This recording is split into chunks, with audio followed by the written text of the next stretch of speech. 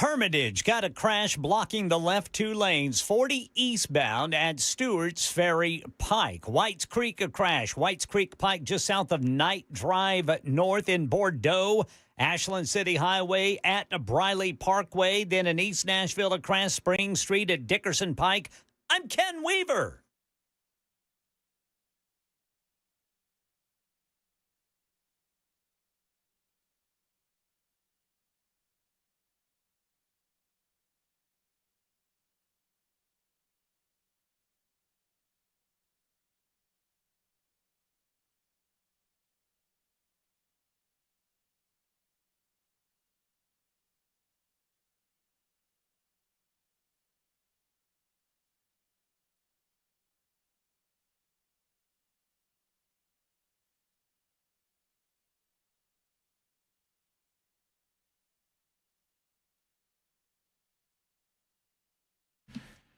Hello, boys and girls. Welcome in. It is the Matt Murphy Radio Show underway for another day. 6 minutes after 3 o'clock. Happy that you've decided to join us today. Let's see if Matt Murphy manages to make it a complete week from Monday through Friday. I know that Jackson Williams will not, as he is off. I mean, we can't get a full week together. Ken Weaver's in it for the entirety. Yes, sir. And we appreciate that. We appreciate Ken Weaver being back at News Closet B. We'll talk to Ken in just a moment after I get through the pleasantries. Welcome in. You probably know that it's Monday. It is May 4th. It is, it is a nerd, nirvana today, and I get it. And, I just think it's wonderful out of the 10, are there 10 feature? Jackson Williams is our resident Star Wars nerd. Are there 10 feature films, Jackson? Is that correct? More, because I've seen 10, and I think there's a couple I haven't seen. I don't know where those would be, though. There's the original. The Solo movie. Oh, yeah, I forgot about the Solo movie. So that's I've 11. seen that one. That's 11. The Solo movie was fine. Yeah. I don't think you can get Harrison. I mean, you can't redo Harrison Ford's character, right? No, sir. No. I mean, I felt bad for the actors trying to play the parts of Lando Calrissian and Han Solo because, Lando Calrissian and Han Solo are oh, damn it, what's his name? Billy D. Williams and Billy D. Williams. Billy D. Williams. Yeah. Cold cock. Cold cock. It'll knock you out. Yeah, it's just tough. But anyways, it's May the 4th. So, May the 4th be with you and all of those types of things. But I would say that out of the 11 movies, there's like 4 good ones. And that's not a bad batting average. Out of the 11, there's like 4 good ones. List them.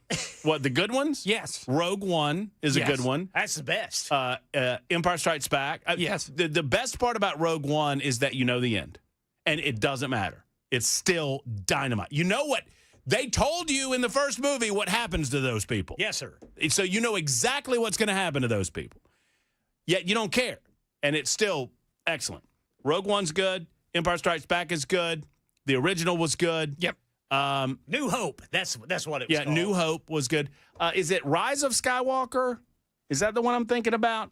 I dug the one where Luke fought him and wasn't actually there. I thought it was good.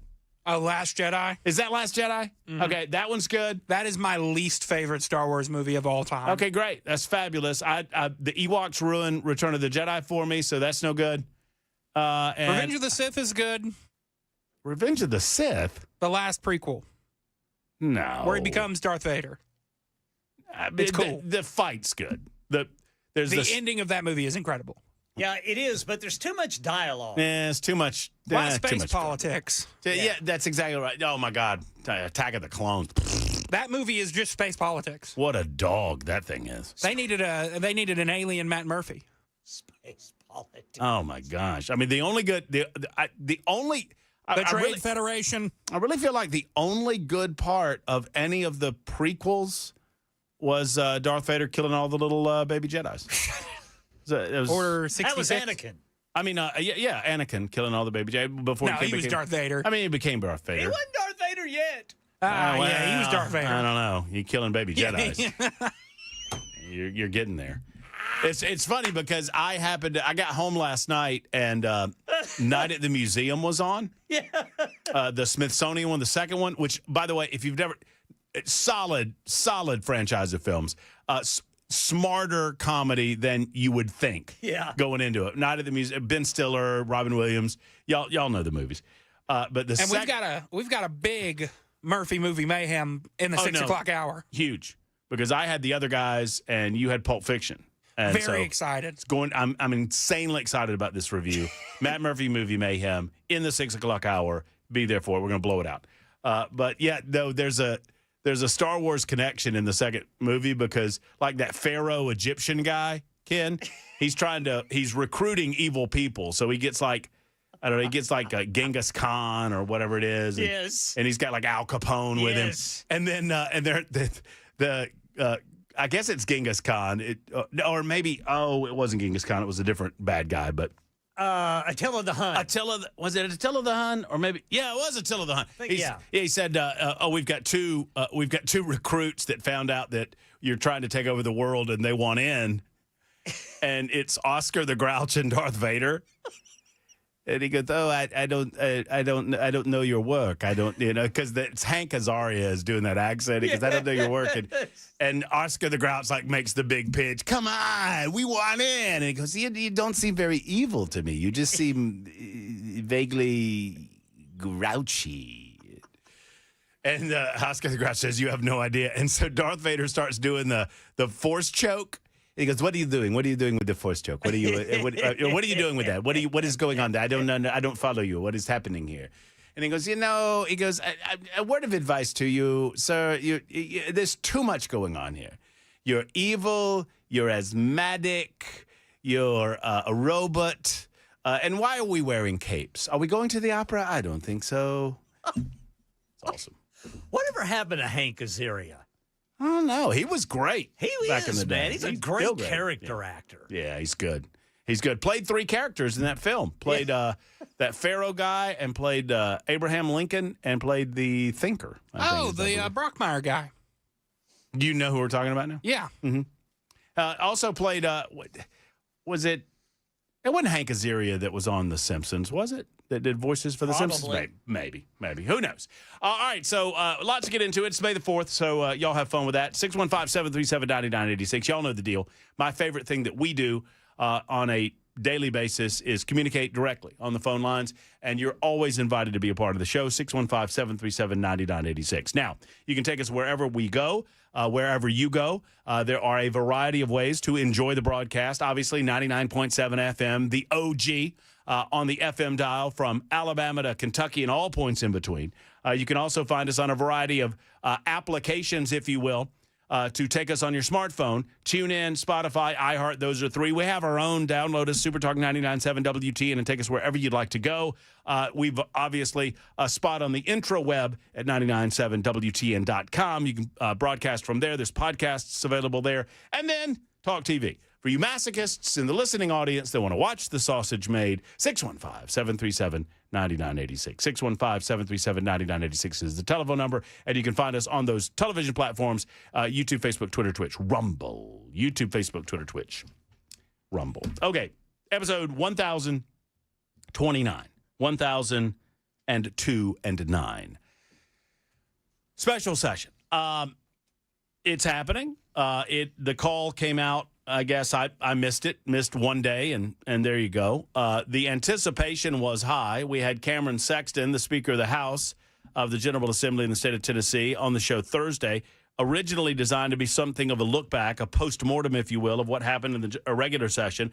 But there was a lot of conversation that day about the possibility of a special session. Cameron put the odds. I can't remember if he did this either. I can't remember if he did this on air or off. You guys will remember for me. But he did tell me at the time that he believed the odds were better than 50-50 that the special session was happening, which I was a little surprised of. Only surprised because of the timing. The timing is razor thin in order to get this in, get these lines drawn, get the new district maps out there and available to everyone, and give everyone involved an opportunity to understand what the hell's going on.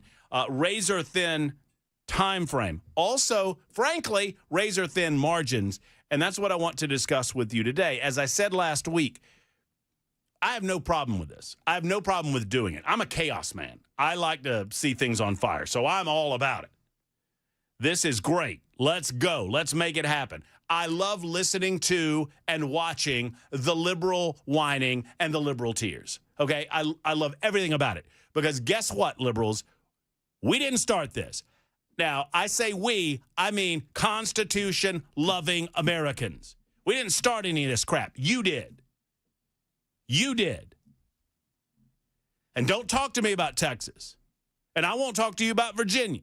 But I'll talk to you about Maine and Maryland and Delaware and Massachusetts and Connecticut and Illinois and California and every other damn state that you took advantage of because you had a supermajority in those blue states and you redrew those lines and you leaned for 40 years on the Voting Rights Act to suggest that you had every authority to do what you were doing, especially in southern states, especially in states like Tennessee and Alabama and Georgia and beyond. Oh, well, you've got to overcome the sins of the past, you told us. And so you would redraw these lines specific to minority-majority districts for the purpose of electing Democrats. You would never say it that way, but that's exactly what you were doing. We knew exactly what you were doing. And now it's time for a little sweet comeuppance.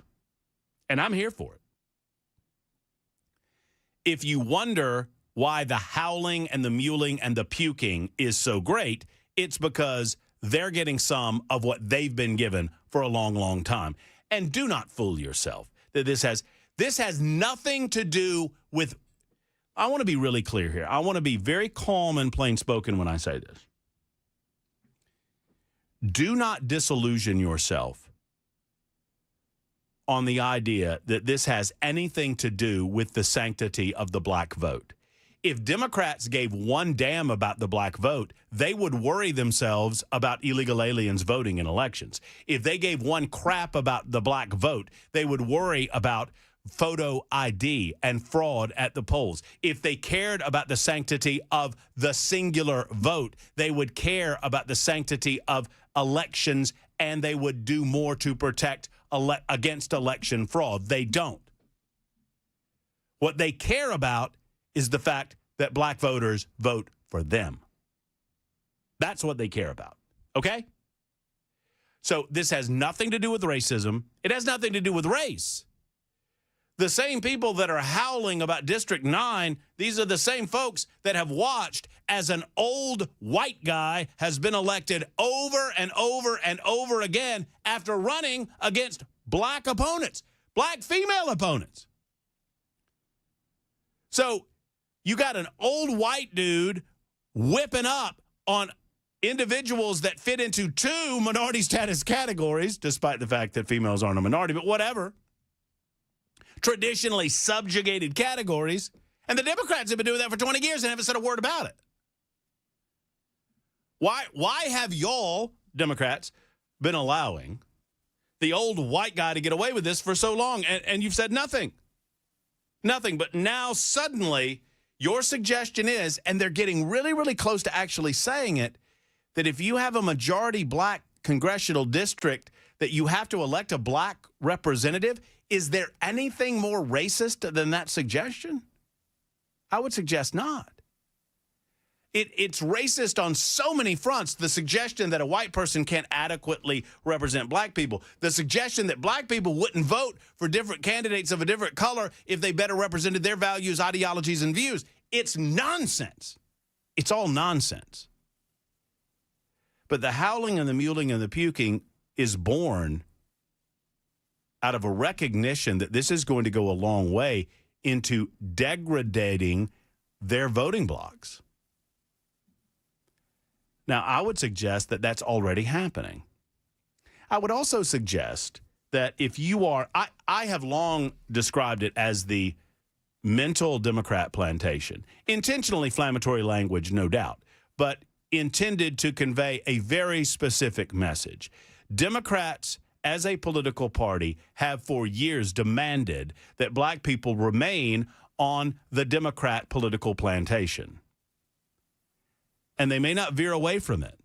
And any suggestion that any one of them is veering away from it is met with the worst type of racist, nasty talk that you can possibly imagine. If you're black and you want to be talked down to Tell some of your Democrat friends that you've decided to vote Republican this time around and see what happens. You see, they claim to love you. They claim to respect you. They claim to value you as an American and as a voter until you tell them that you are veering away from what they consider to be your proper place. And then you're an Uncle Tom. I mean, look at how Clarence Thomas has been treated over the years. Look at how people like Condoleezza Rice, look how they treated Winsome Sears in Virginia this last gubernatorial election cycle. And oh, by the way, why wasn't that racist? That a snotty, elitist, leftist, white woman whooped up on a black female in a state that has so many African Americans in it. Where does that make any sense? No. I'm here for it, and I'm ready for it. And if any one of you want to come at me, I would love to talk with you. Afton Bain, if you're listening, let's have a little wrangling time. And then what she calls it? Have you seen those videos she does on Instagram? She's got a little Jeep, and she calls it wrangling time. Yeah, she's mad. She's mad. They're all mad. They're very, very angry. They're very angry because Republicans have decided that we're going to get down there to where the goats can graze on it, and we're going to figure out how to redraw these lines in a fashion that we believe is more consistent with the Constitution of the United States of America and the values of the state of Tennessee. How about that? Cash me outside. How about that? I'm here for it. Now, is this a fate certain that you're going to see 9 Republican? No, of course it's not. I don't even know that they can redraw the lines in such a way that they can score 9. And if they do draw the lines in such a way that they can score 9, frankly, they're putting a number of other congressional districts at some risk that are not currently at risk to become toss-ups. And we're going to talk about that too. But, friends, I've got audio for you. It's delicious. It's wonderful. We're going to get into it today. We're going to get into the concept of the special session. Had a conversation over the weekend with Governor Bill Lee. We're hopeful that we will have him on air. He's rather busy today, was unable to do it today, but I'm hopeful that we'll have him on at some point. Senate Majority Leader Jack Johnson will be with us tomorrow at 4:05. We've penciled that in. They're going into session at 2 tomorrow. The Democrats are planning a big protest rally outside of the Capitol. Woo! We're not going Waymo to the Capitol tomorrow, buddy boy. Although that'd be a good mess around. You know? If we're looking for a mess around, we can go down there and mess around. No? Have you ever been in the midst of a throng of Democrats who are all frothy, Jackson? No. Oh. Ken, have you ever been in the midst of a bunch of Democrats that are all frothy? I can't say that. I bet you have. I bet Weaver has. I've never really covered any protests or anything. Oh boy, so. they got a particular scent to them. Smell like sweat and patchouli, anger. You know how a dog smells when he's gotten excited and he's expressed himself. That's what this smells like. Anyway, now that we got that out of the way, 615-737-9986. Would love to hear from you. It's 23 after the hour on Super Talk 99.7 WTN. You're listening to The Matt Murphy Show.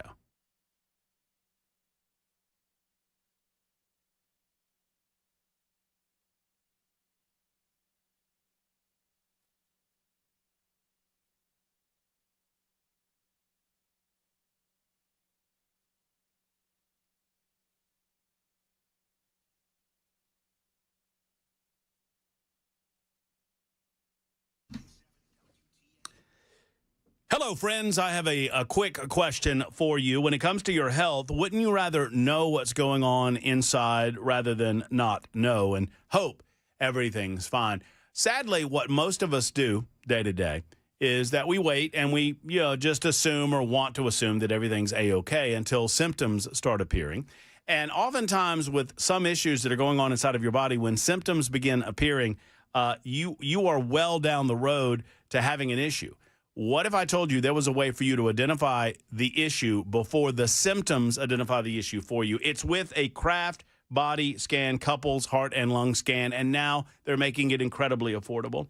What was over a $2,500 value is now just $99 to the Matt Murphy listening audience. And all you must do is call and schedule the appointment and tell them MATT50. That's our promo code, MATT50, MATT50. TogetherWeScan.com is the website to do that, TogetherWeScan.com, or you can call a number I'm about to give you. Friends, this is wonderful technology. It's CT scan technology that is non-invasive, that truly does. Get in there, check out everything that's going on, and it can give you wonderful peace of mind. It's going to give you a reading on your heart and your lungs. You can do a whole body scan if you'd like. Ask them about that when you make the call. 615-436-1000. 615-436-1000 for Kraft Body Scan.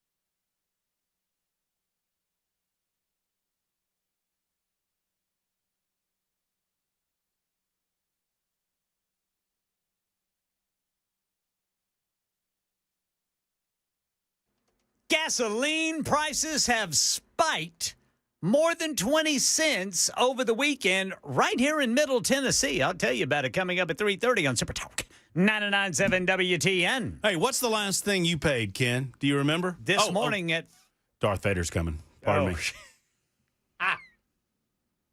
Why does he wear a cape? I mean, it doesn't do anything. He doesn't want anybody to see his backside. Well, maybe so. Oh, maybe those pants are open in the rear like chaps. Yeah, he's got some chaps. You never know. He's got some open chaps. Did he ever take off that outfit? I mean, that's a question, right? I mean, was that outfit kind of like permanently installed? He could take the headgear off. Yeah, but if he takes the rest of it off, he'll die. Really? Yeah, that's what's keeping him alive because Anakin, before he became Darth Vader, he almost burned to death. Well, that's true. He got the choppy chop. Well, that's why you don't attack a man on the high ground, y'all. Come on. Especially Obi-Wan Kenobi. Obi-Wan's no chump. No, sir. He cut one of the arms off and both legs, right? Yeah. Yeah. I mean, Obi-Wan whipped his ass. Well, he did. That's true. It is a fact. The old Darth got the better of old Obi-Wan, but You were the chosen one. That's a great movie. if you strike me down now, I shall become more powerful than you can possibly imagine. Well, okay. I'll give it a go. I mean, right? And then Obi-Wan really didn't do anything. But that's the thing. Like, why? So here's my question. Why wouldn't Darth Vader, had he been struck down, become more powerful than Obi-Wan? Like, do the bad guys not become ghosts? No, he does, or I guess not. Well, he changed his ways right before he died. Well, no, I understand that, Kim, but what I'm saying is if Obi-Wan... Feels kind of cheap. You know you're about to die. You're like, I'm good, I'm good, I'm good. Well, yeah, I mean, right? So, you're right. Right. I don't think it works that way. So, my question is, on the fire planet, where's the fire planet, Jackson? Do you know? Mustafar. Golly, he's a nerd boy. You know that? I don't mean to take cheap shots. I like Star Wars. I'm not trying to be that guy. You better look out. Brother Dan Mandis will get you. Oh, is he a big Star Wars guy? Oh, yes. Yeah. I never understood the people that said, like, well, I don't understand anybody that tells me things that I have to be or do because I'm going to go. You don't like that. No, I don't like that. Well, you got to pick. I'm going to just do Dan Mandis because why not? Well, you got to be Star Wars or Star Trek. I mean, doesn't he do that? You got to be Star Wars. Yeah, it's one or the other. To hell with that. I'd be both. I can be neither. How about that?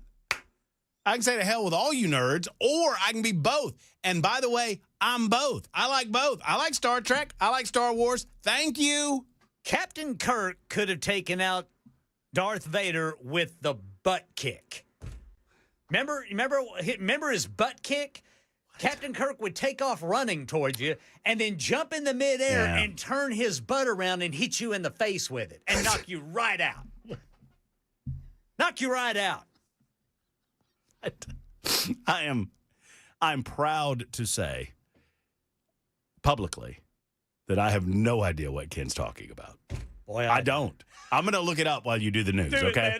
Yeah, look All it right. up. It's funny. I'm gonna type in on the company computer. Yeah, Captain Kirk's butt kick. Captain Kirk butt kick. Yeah. And see what happens, and then I'll report back after the news on Super Talk 99.7 WTN.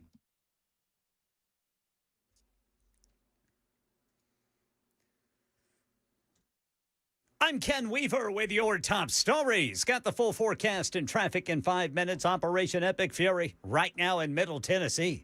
Gasoline prices spiking more than 20 cents over the weekend. We're sitting at $4.13 per gallon right now on average. That according to Gas Buddy today.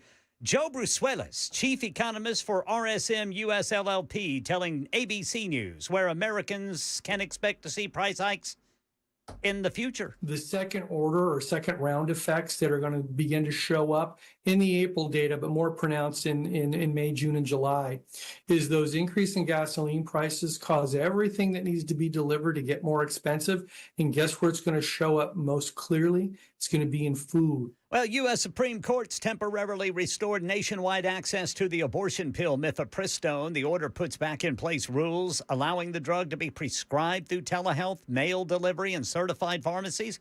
Justice Samuel Alito paused a lower court ruling that would have required patients to obtain the drug only through in-person doctor visits. The temporary stay remains in effect through at least May 11th while the justices consider next steps in the case. And here in Tennessee, the man accused of killing a Belmont University student in 2023 has entered a guilty plea. Shaquille Taylor admitted to second-degree murder and aggravated assault with a firearm in the death of Jillian Ludwig. Police say Taylor was shooting at a vehicle when one of the bullets hit Ludwig in a park where she was jogging near Belmont University. A judge will decide sentencing at a later date, but Channel 4 says it has been told Taylor will serve 38 years behind bars. That's the latest news. Traffic and weather next. I'm Ken Weaver, WTN News.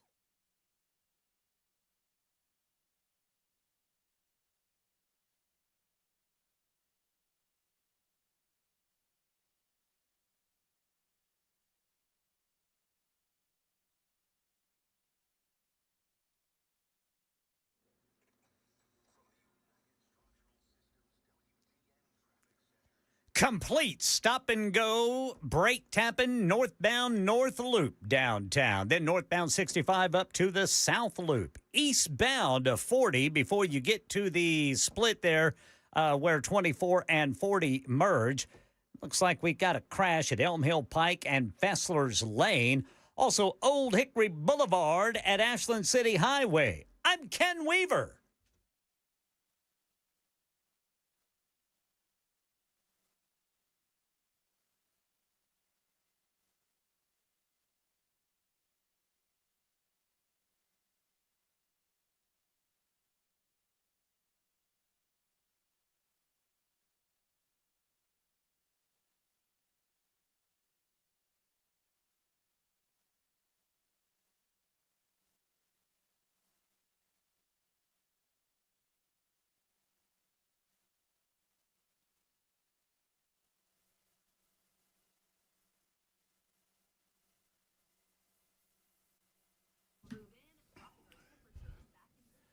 Big time event coming up this Friday. Jackson Williams is going to miss it, but I'll be there at Dickens Turf and Landscape Supply coming up in Murfreesboro this Friday from 3 until 7, broadcasting live at their Murfreesboro locations.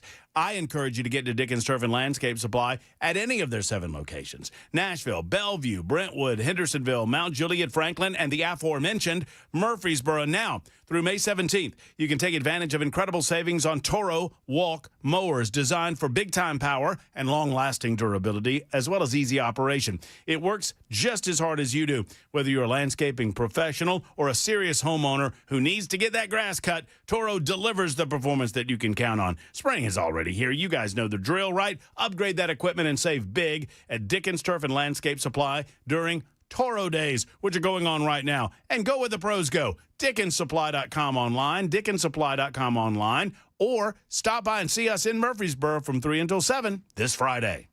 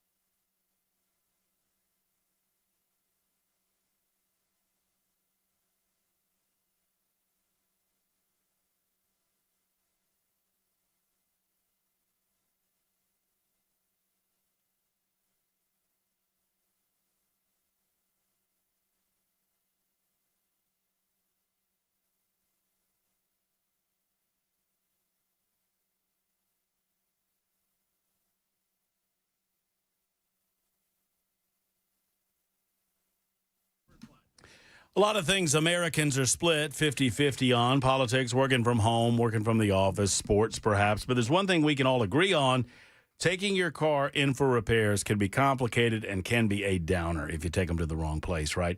Your repair is only as good as the person under your hood. Most of the problems in fixing your vehicle is not they're trying to rip you off issue. It's a knowledge issue. They just don't know what they're doing. A lot of techs are not properly trained, which is why at Eurofix, they make sure that they get the best by paying for the best, and that doesn't necessarily have to translate into higher prices for you. Why? Because they keep overhead so low. They focus on, and Aaron Stokes did this for 26 years. They focus on the important things: paying their technicians a proper wage, making sure they treat you like family. They do it all. Every visit starts with a free 15-minute no-wrench inspection, so you know exactly what's going on before you start the work. And Eurofix pays its technicians more than any other company. They do that to attract the best and the brightest. Eurofix, 5 separate locations. Go to buyeurofix.com. Remember, rental cars available at every appointment. Plus, Eurofix offers a 3-year, 36,000-mile nationwide warranty. MyEurofix.com. That's MyEurofix.com.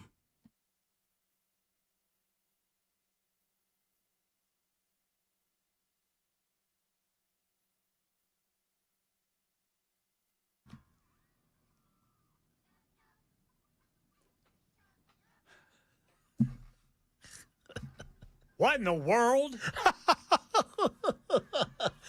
This is the Ewok victory song. Oh, Man, let me tell you, if Jackson Williams, if you, Ken, and I, and Jackson somehow magically got transported to, what was that Ewok planet there, Jackson? Indoor. He knows the planets. He knows the planets. Endor, if we were magically transported to Endor, Ken, of the three of us, who would immediately become the king of the Ewoks? Brother Jackson. Brother Jackson. There's no question. You'd be like R2D2 sitting in the, or C3PO. C3PO sitting in the chair. You know, because they treated C3PO like a god because he was gold. Yes. He was golden color. They were going to melt him down. Oh boy. They were going to kill Han, Ken. Oh yeah, that's right. They were gonna take care of Han and Luke and Leia and the rest of them, and Luke didn't want to mess with them because he thought they were cute. But they weren't too cute to beat like these stormtroopers, man. What a bunch of losers. He got beat by a bunch of, little furry fellas with sticks and rocks. Yeah. That's exactly right. Like, why didn't they just kill them? They couldn't. The Force wasn't with them. I suppose not. And someone has responded to my question as to, if you're just going to die and go and become like a ghosty, what's up with that? And why would you so worry about dying so much? And then I've lost it. Someone said that Darth Vader had. I got too many text messages rolling in about this. I got too many text messages. No, somebody said that Obi-Wan and Yoda, after they got their asses whipped by the Empire, that they went off and they learned how to develop immortality. Okay, well, that's fine. Well, then why does Darth Vader get to be immortal? And you say, well, because he turned good at the end. Yeah, but he didn't know how to do that. Because if he knew how to do that, why are we so worried about? It's almost as if they made all this crap up, y'all. Now, on to more important things. Jackson, you got my screen up there? Yeah. I have 20 seconds, y'all. 20 seconds of Captain James T. Kirk drop kicking opponents. Yeah. You ready? Yes, sir. All right, here it is. 20 seconds. This is awesome. Oh, he didn't. Hands are bound. All right, here comes the butt kick. Yeah. Here comes. Oh, that's a pretty good one. Oh, there it is. Right there. Boom. Right on the butt. Boom. Get out of there. There you go. Knocked him straight out with his butt. Yeah, sure did.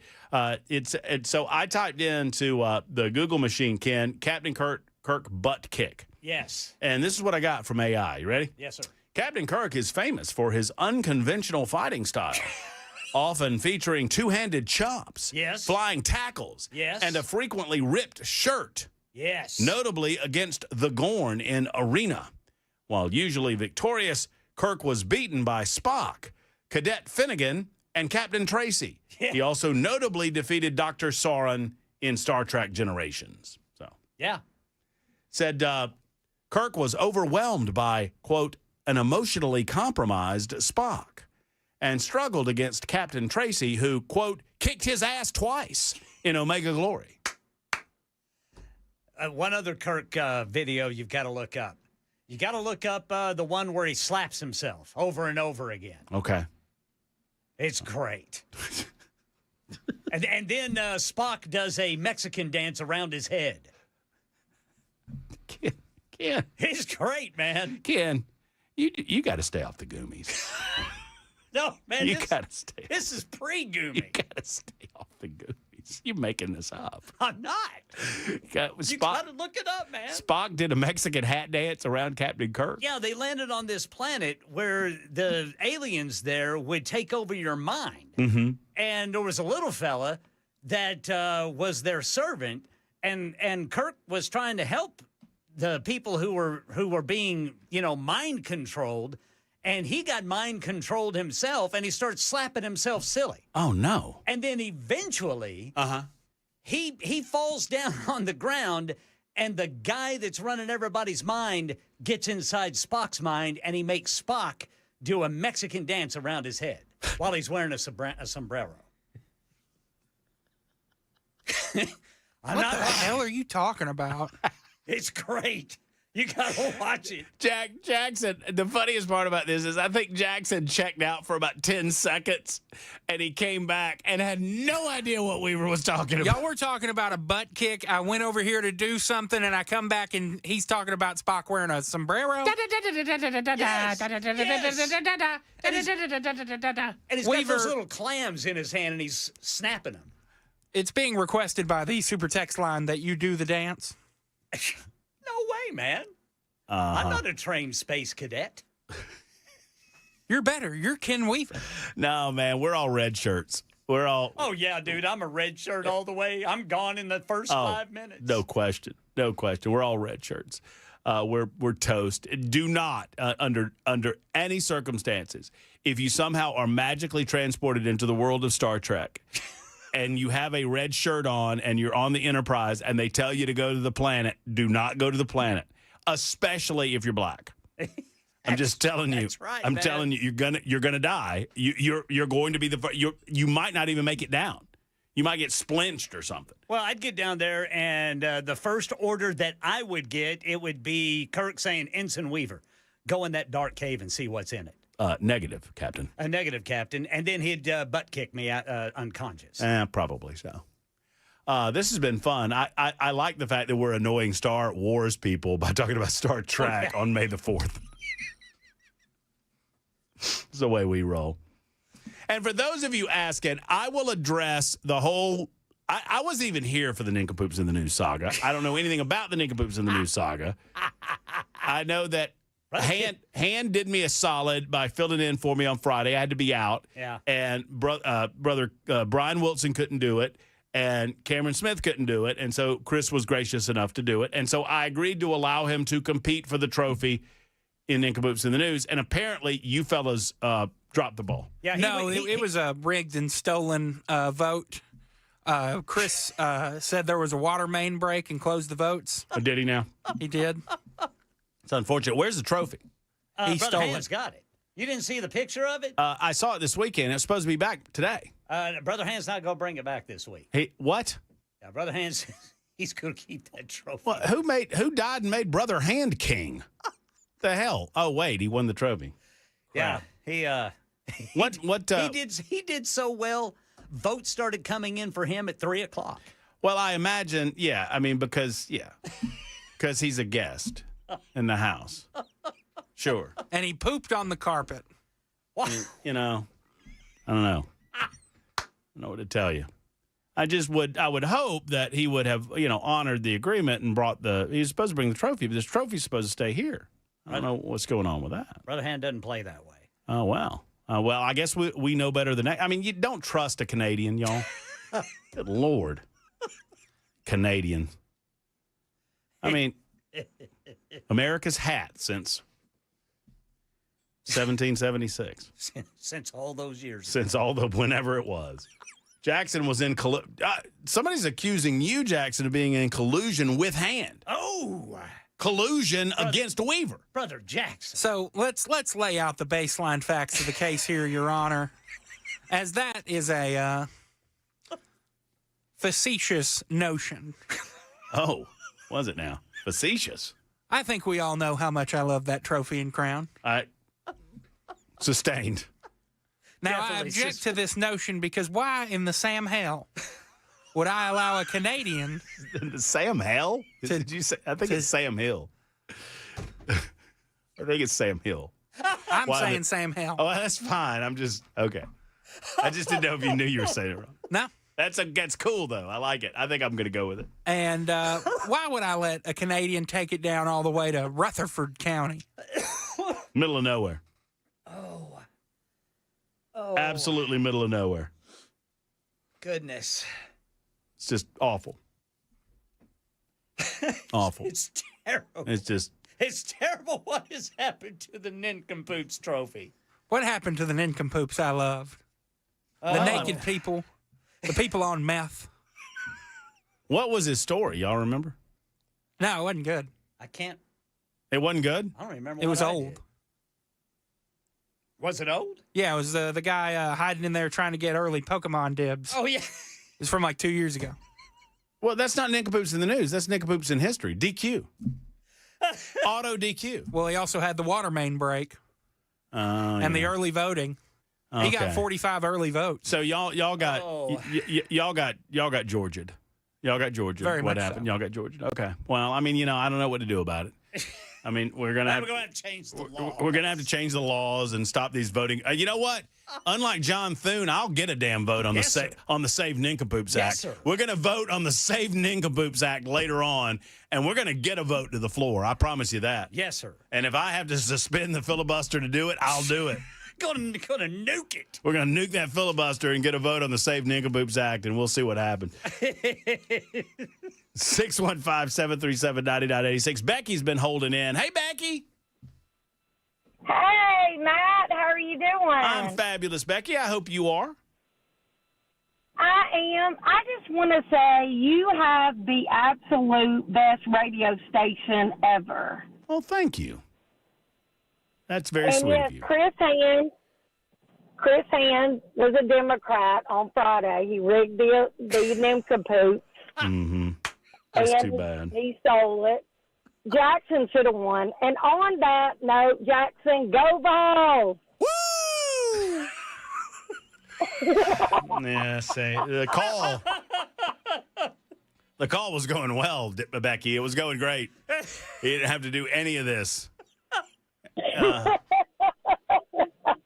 You are the best, Matt. Keep up the great work. Oh, thank you. Well, Becky, you're very sweet. I appreciate you. Was that everything? Is that all you wanted? That's it. Okay, well, That's it. I dig it. I'm here for it. I love it. Thank you, Becky, for the telephone call. We appreciate that. We appreciate you for the vote of confidence. And, I mean, I think it's pretty clear that, that there are I listen to Chris Hand all the time. I love him like a brother. I have some accusations against Mr. Hand that me and Mr. Weaver are going to talk about. Okay. Weaver, I believe that Matt and this Mr. Hand fella, Yes, sir. I believe they are in what you would call cahoots. Cahoots? You notice mean Murphy cahoots? leaves for a day, and all of a sudden that trophy he can never win is gone. The one that stared him in the face Cahoots. every day for 2 months. And I bring it before the court an accusation What is against Matthew, Murphy. it? I think it would be Murphy, Matthew. if you Nope, did. not in this court. Oh. So what is the accusation against me that I'm working in concert Goodness. with Chris Hand, that we're kind of playing both ends against the middle, if you will. I believe the word is cahoots. We're in cahoots. Good cop, bad cop. I'm the good cop, he's the bad cop, but we keep the trophy together. I believe you two are Are you suggesting planning a rendezvous at a local establishment in Rutherford County this evening. what? Maybe the Oh, Toots. No, I think maybe. They're in cahoots at the Toots, Ken. We're in cahoots. Oh, goodness. Goodness. We're in the cahoots. And I will together. not stand for it. You're sitting. Are you suggesting that Friday, when I do my show in Murfreesboro at Dickens Turf and Landscape Supply, there might be a trophy handoff? It's going to be. A Is that what crisscross you're handoff. Are you suggesting that? Because that's dastardly, and I hadn't thought about it, but it's a pretty good idea, and I think I'm going to do that I next. believe Murphy knew he was going to be in Murfreesboro on Friday. Seemingly the day that Chris Hand says the trophy will be returned. He also knew that I was going on vacation and would not be available on Friday. You're like that Inspector Perot on the Murder on the Orient. You're figuring it all out. You're putting it all together. This is like the end of an Agatha Christie movie. I was going for Rain Man, but that works too. Oh, you're like Benoit Blanc in Knives Out. Oh, no, Knobs. I haven't seen that. Benoit Blanc. Pardon me. Oh, but then he did this, and in Murfreesboro and the Catoots. We're going to be in catoots if we don't go to break-in soon. Yeah, we're already in catoots. I have no knowledge of anything you're talking about, but all of it sounds like an excellent idea, and I'm going to try to implement it as we speak. It's 54 after the hour on Super Talk.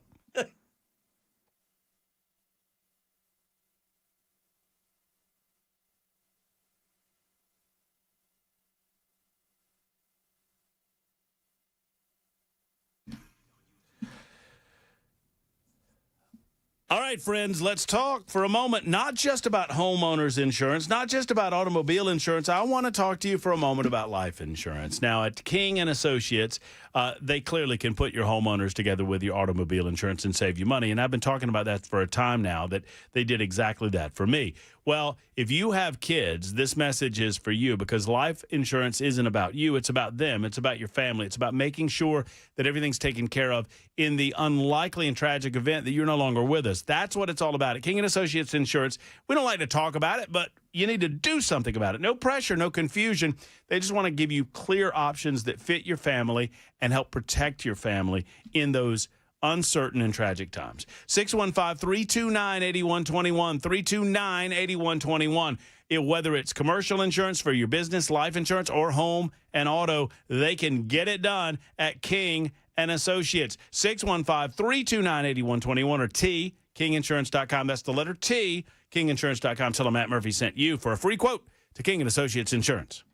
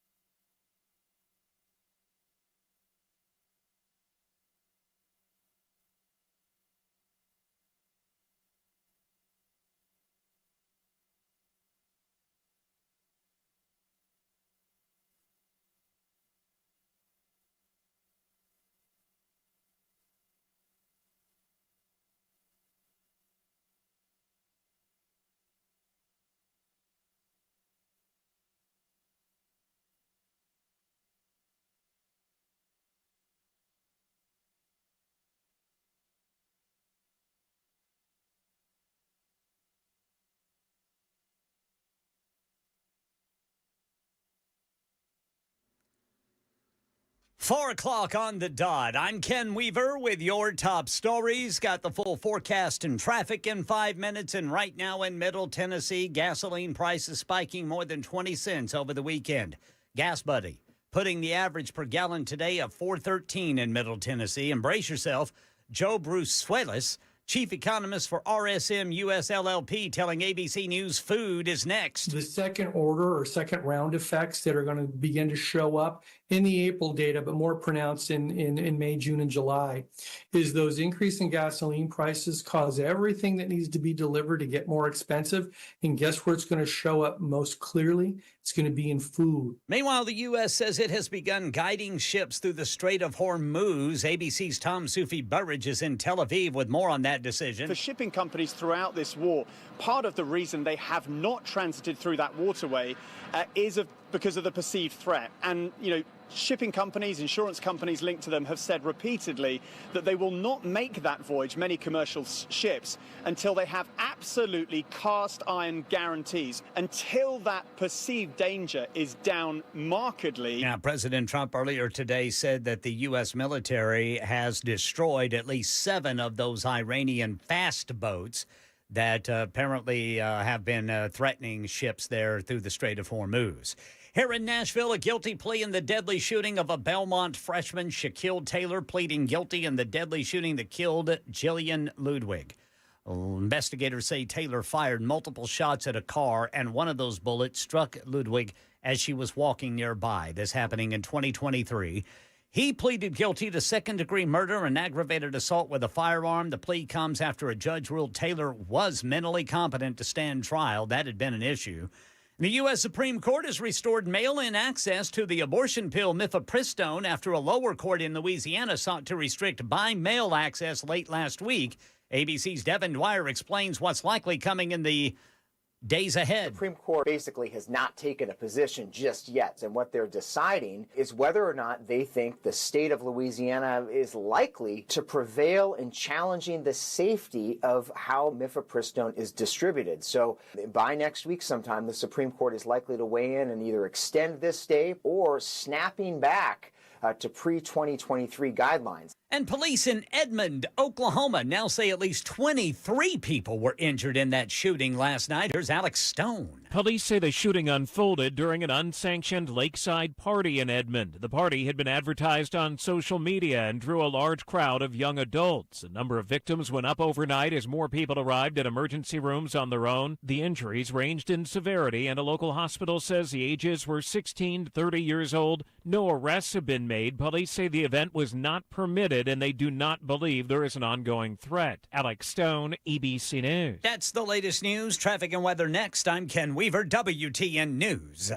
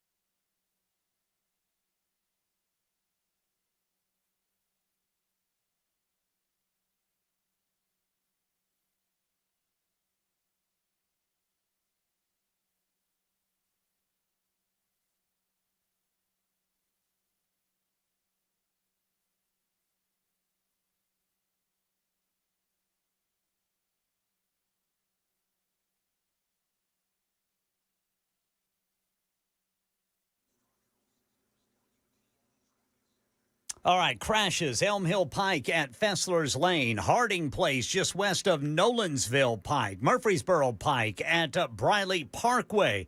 Complete stop-and-go traffic if you are northbound 65 up to the South Loop, and then eastbound 440 over to Nolensville Pike from 65. I'm Ken Weaver.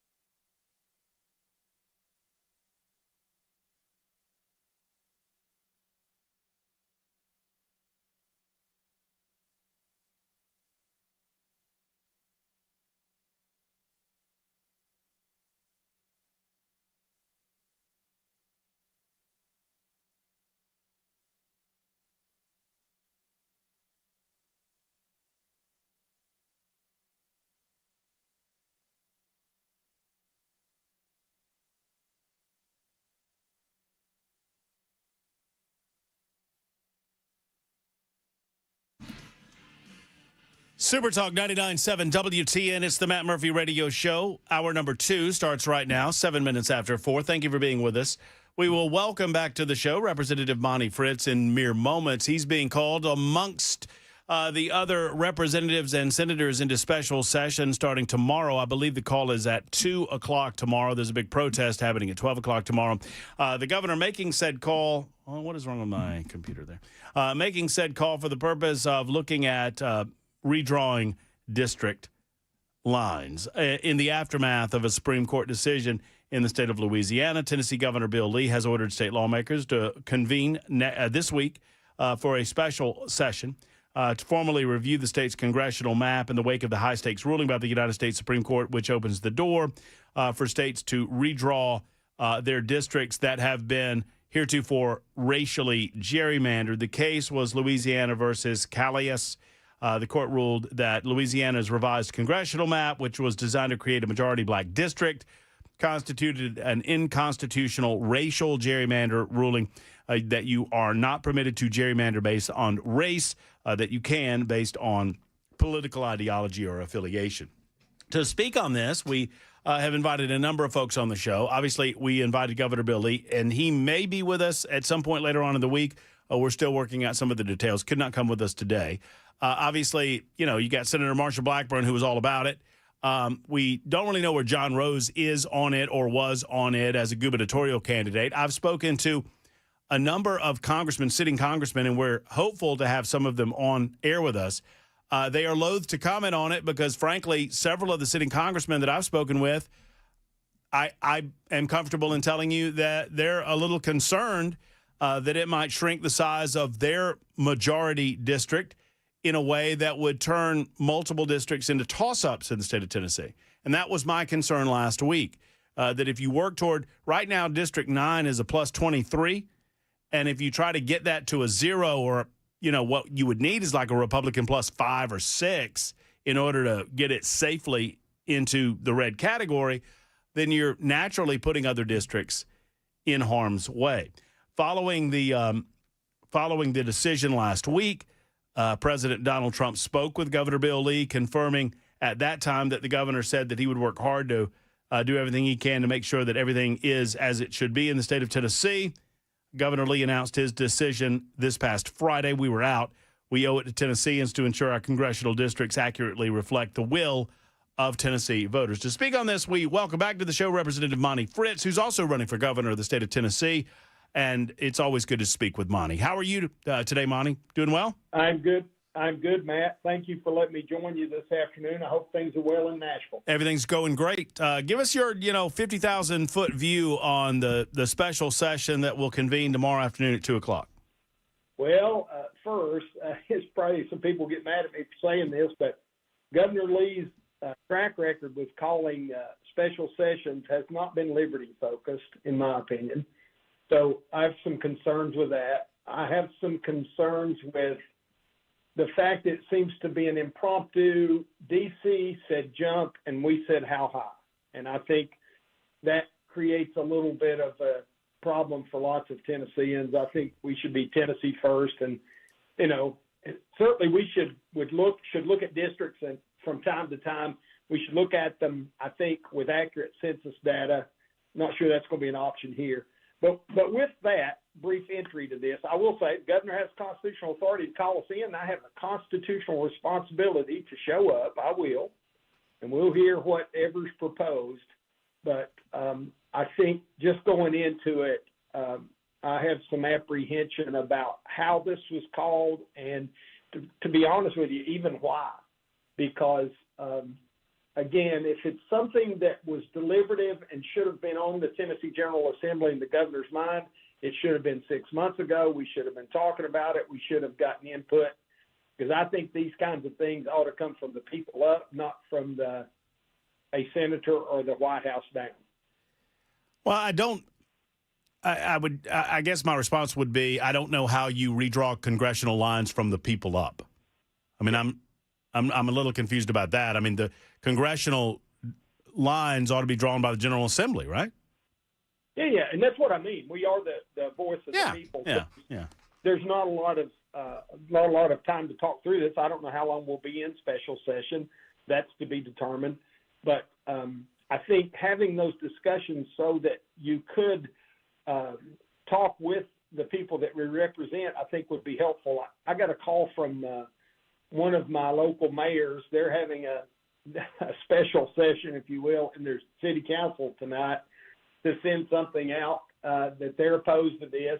And I don't think their opposition is to a redraw necessarily. It's to we don't want to lose the current congressional representative we have, which I think is going to be a concern amongst a bunch of folks.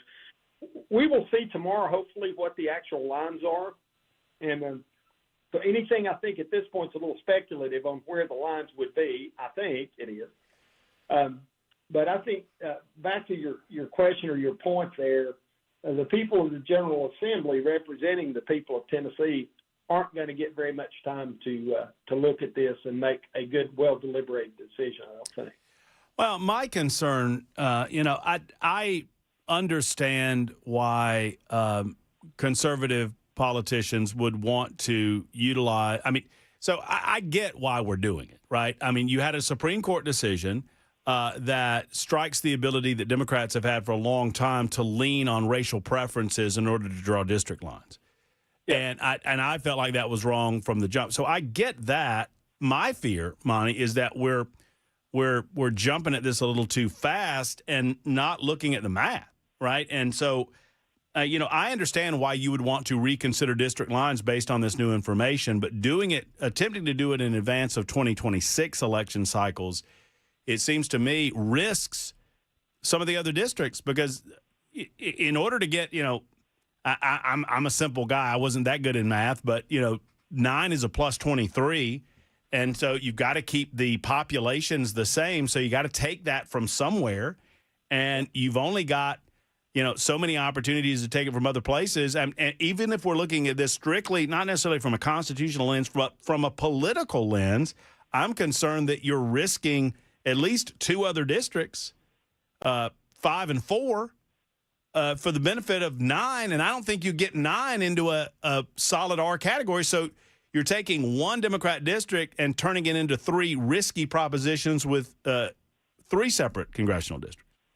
Well, I agree with that, Matt. And I think we should not draw districts around racial lines. We ought to draw them around the common interest of the people, I think, and to some extent, and how the grand divisions of the state are laid out, I think helps with that some.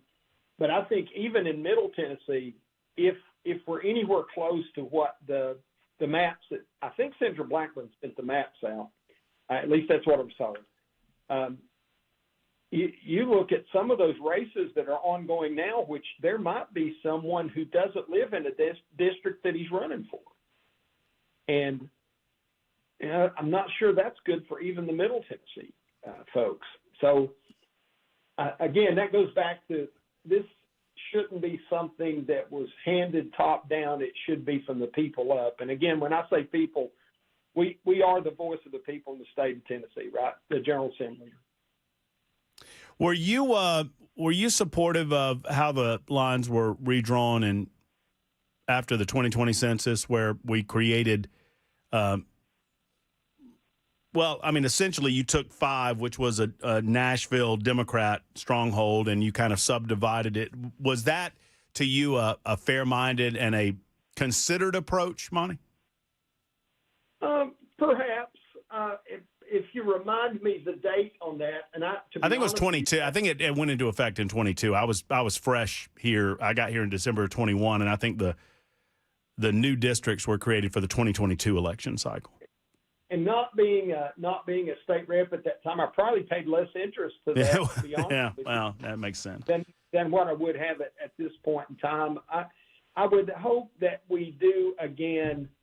I think there are things that West Tennesseans have in common that all Tennesseans have in common to some extent, but I think that may be a little bit different than some of the needs and concerns of folks in East Tennessee or on the Highland Rim or in Southeast Tennessee and Chattanooga. And so I think that it's important to consider those. Hopefully we'll do that. I'll certainly try to make that my objective as we look through whatever's offered to us here over the next few days. So it's my understanding that it's going to be a pretty quick turnaround, and I suppose that is either out of necessity or design. I understand that you'll get what is it called, Monty? You know this better than me. You have to have a first reading, I guess. You have to have at least 2 readings of the thing. Yeah, before it goes to a vote. Yeah, right. And I would imagine that there'll be some modification of what the normal rules are to allow that to happen, kind of what we call flow motion at the end of a General Assembly, which has its own set of risks. I've become less of a fan of that in my what are now 4 years in the General Assembly, because I think under the normal rules, there's deliberative time to reach out into your district to ask questions of subject matter experts or just constituents. And when you get into the increased flow, it limits that time. It becomes a very fast-moving thing. I suspect there'll be some of that with this one. We had the 2 special sessions that come to mind for me were certainly the red flag special session, which was horrible. And then, I've talked about this before, but the special session within a session for vouchers and helping our neighbors up in Upper East Tennessee. And I think Monty's opinion is both of those could have resulted in greatly flawed products. Fortunately, we avoided the red flag. Monty, when we have you on, and we're talking with Representative Monty Fritz, who's also running for governor of the state of Tennessee. When we have you on, I mean, obviously you are very well versed in the Constitution in the state of Tennessee, and several folks have reached out to me indicating that they believe that state code potentially prevents the redrawing of congressional districts in the middle of, without having a census to back it up. And I don't know if you've done any reading on that they're drawn at, that congressional districts are drawn after the census. I imagine that there might be loopholes or ways around some of that language, but have you looked into any of that? We have. One of my colleagues actually sent that out early on. They started the research early, and I read through the language. What I have looked at to this point makes it clear that it is judicious to make these redrawings after an accurate census. I would offer that many people have questions about the last census that was given. A couple of those questions involve these areas. First, if I'm not mistaken, that's where President Trump had requested that we only count citizens, and the courts overruled that, and we count everybody. So if my memory is correct, that draws us to a bit of a flawed conclusion about what the census is, because I'm a Tennessee First citizen only person. And secondly, we have had such a fluctuation in population. These last 6 years are arguably some of the fastest growing 6 years Tennessee has seen. And I'm not sure that we have a good postulation on how many people have left Shelby County. There are indications that the people have moved away from Memphis because of the crime and because of the crazy taxes and all that. I think we're going to see the same thing in Davidson County due to what the mayor there has done with property taxes. But then the folks that have moved in from the as blue state refugees, we don't have an accurate number of what that is. So the first draft that I saw, again, I think the drawing, it seemed to be that District 1 was going to grow in geographic size, in landmass. Mm-hmm. I'm not sure how we do that. Is that Harshbarger? That's Harshbarger, right? It is, Yeah. and boy, great lady. So this is not her at all, but I'm very familiar with that region of the state as well, and lots of people are moving there. How does that area gain geographic landmass and stay then within what is some sort of equilibrium about how many people are represented by each one of the congressional districts? I'm not sure. So I think having an accurate census helps us answer those questions much more accurately. So do you believe that I'm trying to figure out how to phrase this. Do you believe, Monty, that the General Assembly has any obligation to consider the political affiliations of the constituencies when they're drawing these congressional districts? I don't think that should be our first consideration, to be honest with you. I would go back to, I'm a Republican. I only vote Republican. But I go back to what then President Washington said in his farewell address about a couple things that we should learn a lot from his entire farewell address. But there are two things he warned us about pretty well. One of them was being too close in party affiliation, because I'll put my spin on that. It takes away the focus on the republic and places it on the party, and I think that can be concerning. And then, of course, he talked about getting too close to foreign allies or too distant from possible foreign adversaries. And it seems like we have a hard time yielding to his really well thought out advice on both those matters. So, I mean, ultimately, you're responsible for showing up to the call, and I suppose, and just knowing you as well as I do, I don't pretend to know you better than I do, but having these conversations over the months that we have, Monty, I imagine you're going to need to see specifically the language in whatever is presented in front of you, and some of the lines in whatever is presented in front of you before you'll make a decision as to what to do, or do you kind of have your mind made up as to how you react to all of this? Well, I have my mind made up that we're probably headed down the wrong path, but I really can't say I'm a yes or a no solid at this point till I actually see it, and we hopefully have the time to debate it. Hopefully there is not again, I despise these, someone says jump, and we're expected to say how high. Really, the only people that say jump, and we in politics should be saying how high, are the citizens that elect us. And but I'm reluctant to say, oh yeah, I'm an absolute yes on this, or I'm an absolute no, because in our oath we promise to vote without partiality, bias, or favor. And even though I think it is can I use the S word, stupid idea to do this at this point in time, I think I'm obligated by my oath to go look at it. And I know that'll disappoint some people, that I won't flag what my vote is one way or the other. I'm sure it will. If it were up to me, I'd just as soon sign, die, and go home. But I don't know that that'll be an option for us.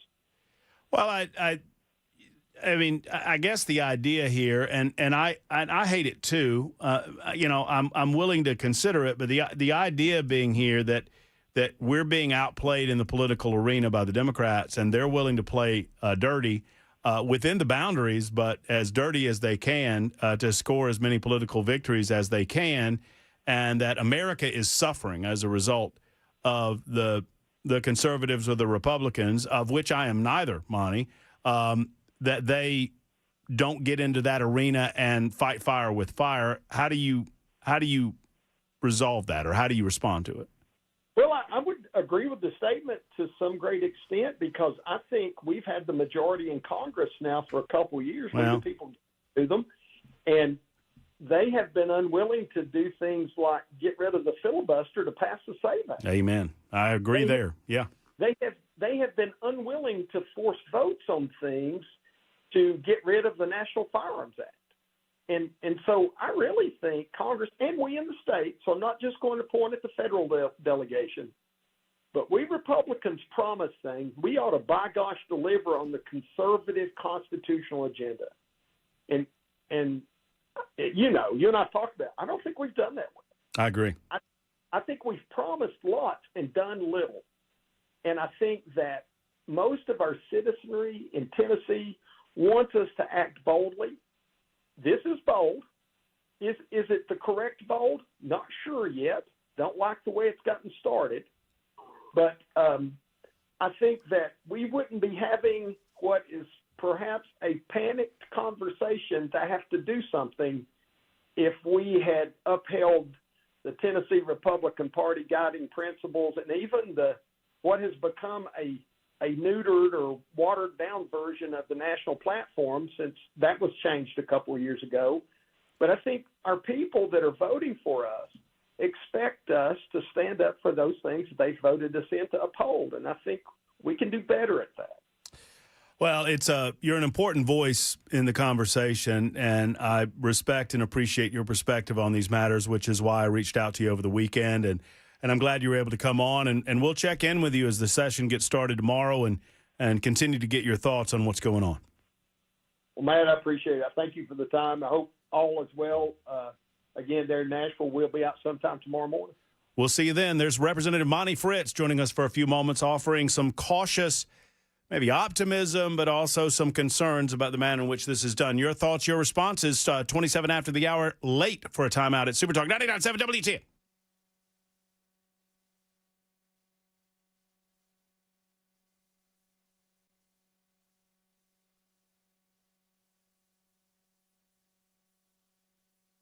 Hello, friends. It's Matt Murphy. Let's talk about your heating, your air conditioning. Now, you're probably not thinking about the heater very much, although, you know, man, oh, man, it got a little cool over the last week or so. It was in the 40-degree range, so maybe you're popping that heater on. One way or the other, if the AC's not working as it should, it's time to get efficient heating and cooling and Jeff Eddy on your team. If you're trying to make a decision if it's time, that's just a tough one, y'all. I recently had to do that, and y'all, there's no good way of saying it. It sucks. To have to make the decision. You want to know that you're making the right one, and Jeff Eddy helps that process.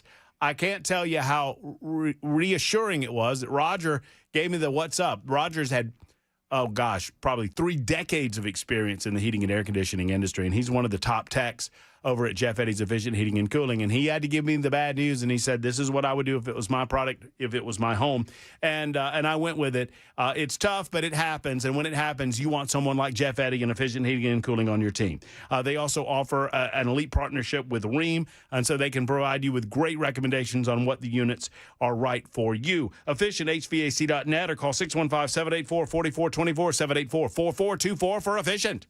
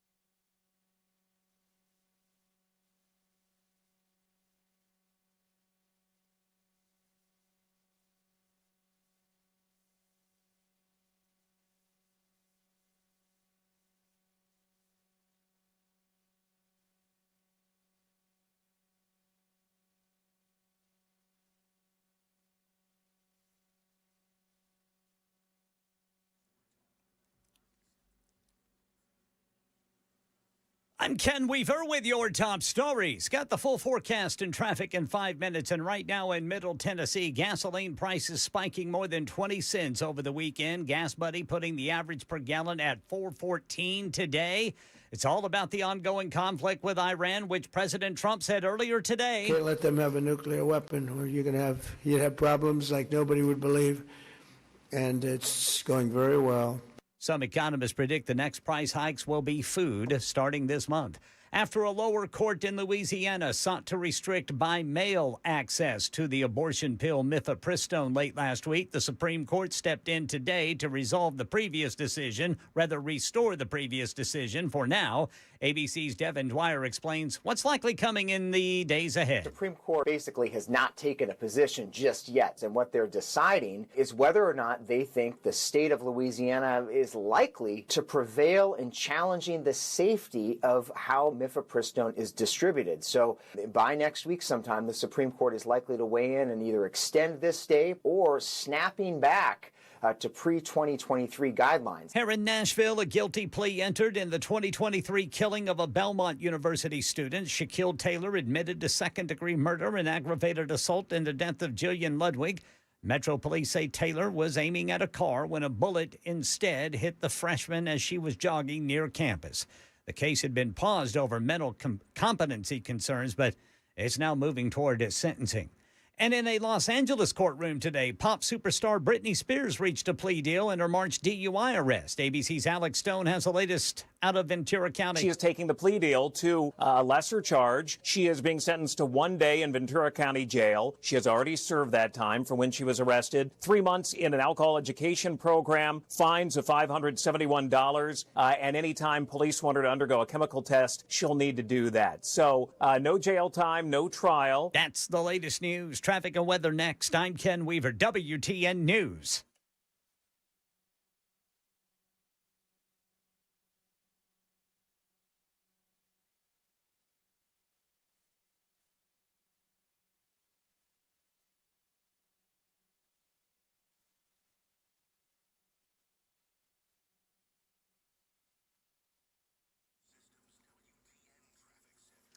Crashes 40 eastbound at the eastern split. You've got the right shoulder blocked. Right shoulder blocked B&A 40 eastbound at 216A. Watkins Park 40 westbound at Charlotte Avenue. And then Briley Parkway southbound on-ramp from Murfreesboro Pike over by B&A. Madison, a crash. On-ramp partially blocked. 65 northbound from Briley Parkway, Ellington Parkway. I'm Ken Weaver.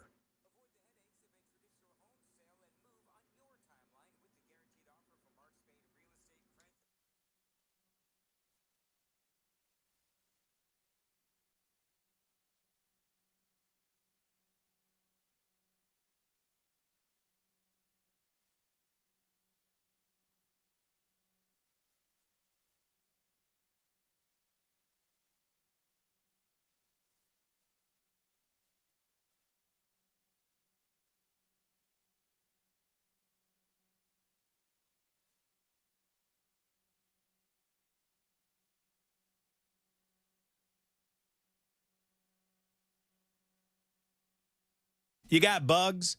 I mean, come on, y'all. You need U.S. Pest if you've got bugs. Let's talk about this for a moment. Now, when I say you got bugs, I don't mean like on your person. I do mean in your home, in your walls, in your crawl spaces, in the places where they come out at night and they want to take what's yours and they want to eat your food and enjoy your AC and whatnot. If you have termite issues, these are not going to go away on their own. You need preventative and corrective services from U.S. Pest with a 100% money-back guarantee.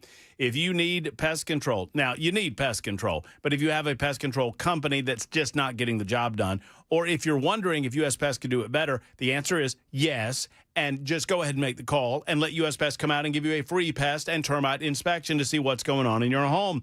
They're Matt Murphy's Pest Control Company, and I want them to be yours. Full-service pest control, termite protection, and crawl space service available for you.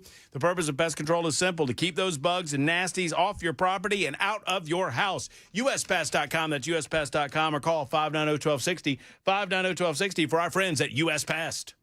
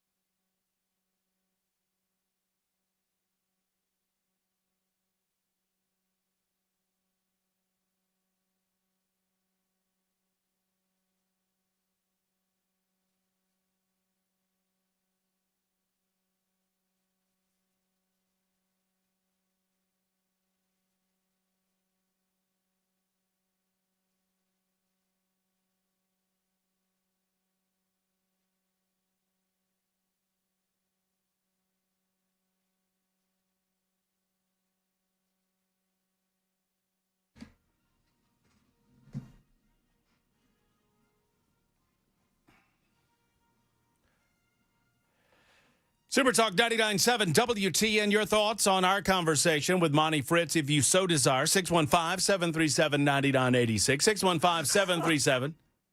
615-737-9986. What are you laughing about in there? I was shaking my tail feather for a Weather. He's showing you the canned hams in there. Ken? Yes. Man, Ken's got the worst view in the history of radio. My butt. Jackson's rear end. If y'all think Jackson shows his ass on the radio, you should see Ken Weaver's viewpoint. Man, oh man. Hey, Ken. Jackson was no fan of the special session talk. He feels like it was taken away from A, the Star Wars conversation, and B, his conspiracy theory that Hand and I are in on this together, with Hand winning on Friday and me being in Murfreesboro Friday afternoon. It was an inside job. Is that what you're saying? Yes. Okay. All right. Well, look, if I was going to rig something, wouldn't I rig me a weekly victory at some point down the road? No, because I think that you knew you couldn't win. Uh-huh. So you were going to take it away from me and Ken. Because you have to look at this trophy every day. I do. You saw it in here for 2 months. Hated it. Yeah. You saw it with Weaver for 2 weeks, and you'd had enough. You put your rant pants on, which are also your thieving pants. So you were ranting and thieving all the way down to Murfreesboro. These are not my thieving britches. My thieving britches are at home. Oh. Thieving pants. These are my thieving britches. I will hold you in contempt. My thieving britches are dungarees. Dunkaroos? Isn't that a snack? No. Was Jackson a plumber? I don't know. You'll have to ask Ken. 4018 wants to know if Jackson was a plumber, Ken. No crack. I have not seen Jackson's plumber pose. All right, good. As of yet. That's good news. That's a solid development. Let's hope we don't. I've never really thought about that. I don't believe that Weaver deserves that sort of treatment. That's all I'll say. And does, because he stole our trophy. Well, I mean, it's still at his house. I'm a little nervous about all that. 615-737-9986. What I'm not nervous about is the manner in which Democrats are reacting to what has been. Look, I'm in it, and I understand and appreciate what Monty's saying. And my main concern, I'm not worried about the politics of it. Look, for far too long, for 20-some-odd years doing this radio show in Nashville, Birmingham, and Montgomery before that, I've listened to Republicans try to, we've got to take the high ground on this, and we've got to have respect for the traditions and the solemn ceremony of the body of the United States Senator, the solemn ceremony of the body of the General Assembly, and all this garbage. And all the while, I've watched as Democrats have slowly but surely eroded the basic fabric of the Constitution of the United States of America and the basic building blocks of what makes this the greatest country on God's green earth. Our liberties, our freedoms, our ability to live a life of our own choosing, unfettered from the forces of governmental tyranny. I've watched it happen over 26 years. And so I've got a belly full of all of this. Well, we've got to do it the right way, and we've got to be conventional about how we approach this. And so I'm a little confused, and I like Monty a lot. Don't get me wrong. This is not an attack on Representative Monty Fritz. I like him, and I appreciate people that are called to public service. I appreciate the fact that he was called to serve as a representative, and I respect the fact that he was called to run as a gubernatorial candidate. Now, I would suggest to you that Monty if I were to nickname him, I would nickname him Snowball, because I don't think he's got a snowball's chance in hell of being the next governor of the state of Tennessee. But that's not an assault on his character, his nature, or how he would perform as a governor. That's just an observation being made by a guy that's been doing this for a minute or two, okay? That said, I will never, and I chose several years ago, because I watched so many good people walk away from politics. I said, I'm not going to begrudge someone based on my thoughts about their ability to win the fact that they're running, because Monty is called to do this, and he gets on his knees and he prays about it, and he feels called to do it, and I'm not going to begrudge him that. That said, what I can't square is this circle, right? I can't fit this square peg in this round hole that Monty is frustrated that the Republicans won't do what is necessary to win in Washington, D.C., but then he has concerns about Republicans in Tennessee doing what is necessary to win in Washington, D.C., right? Y'all with me? Once again, this is not, I'm not going after Representative Monty Fritz. I'm not. I'm just offering a slightly different opinion on this. Work with me here. So he and I are in agreement that the Republicans should have eliminated the filibuster to get the SAVE Act done. We're in agreement on that. But Monty has concerns about getting called into a special session to redraw district lines to create a Republican district to do what is necessary to win on the front lines in Washington, D.C. in the House of Representatives. So I'm just a little confused. Are we standing on ceremony here, or are we doing what is necessary to win and secure the victories that the state of Tennessee deserves? Which is it? In the meantime, I almost said so. You know, I try to be the better man. I really do, and I don't want to call names, even against the worst people in the state of Tennessee, like Representative Gloria Johnson. But Representative Gloria Johnson is very upset about all of this. Gloria has this to say. A little audio video here, Jackson. You got the video up? Any thoughts on that right there? My mama always said, if you got nothing nice to say, don't say nothing at all. She looks like she's hunting flies. I mean, my goodness. Stop. What? It does. I want you all to know how important it is that you show up in Nashville next week. We need you there. We need you there Tuesday, Wednesday, and Thursday. There will be a big rally at noon on Tuesday. That's May 5th. That's this Tuesday. We need you all. I guarantee if Gloria's there'll be snacks. To come from every corner of the state. We need you there. We need you there at 12 noon. Now, why do they need them there? Lunch? I mean, I suppose. They want a big ruckus. They want a big showing. Now, why do we need the people? I mean, I suppose that Gloria, by the way, Gloria Johnson, in case you don't know, former school teacher, I guess that was her profession prior to becoming a politician. She represents portions of the Knoxville area, ran against Marsha Blackburn. She's going to reference Marsha here in a minute. Ran against Marsha Blackburn in the last Senate election and got her ass kicked in the state of Tennessee that she says needs to show up for the special session come tomorrow at high noon. You can rally with all of us, to show them how many people are upset about this. Because if you're following it online, I'm seeing some of my Republican colleagues that are having problems with it as well. They're struggling with it. So one Republican in particular who was saying, she made the ask to the voters in her district, how do you all feel about that?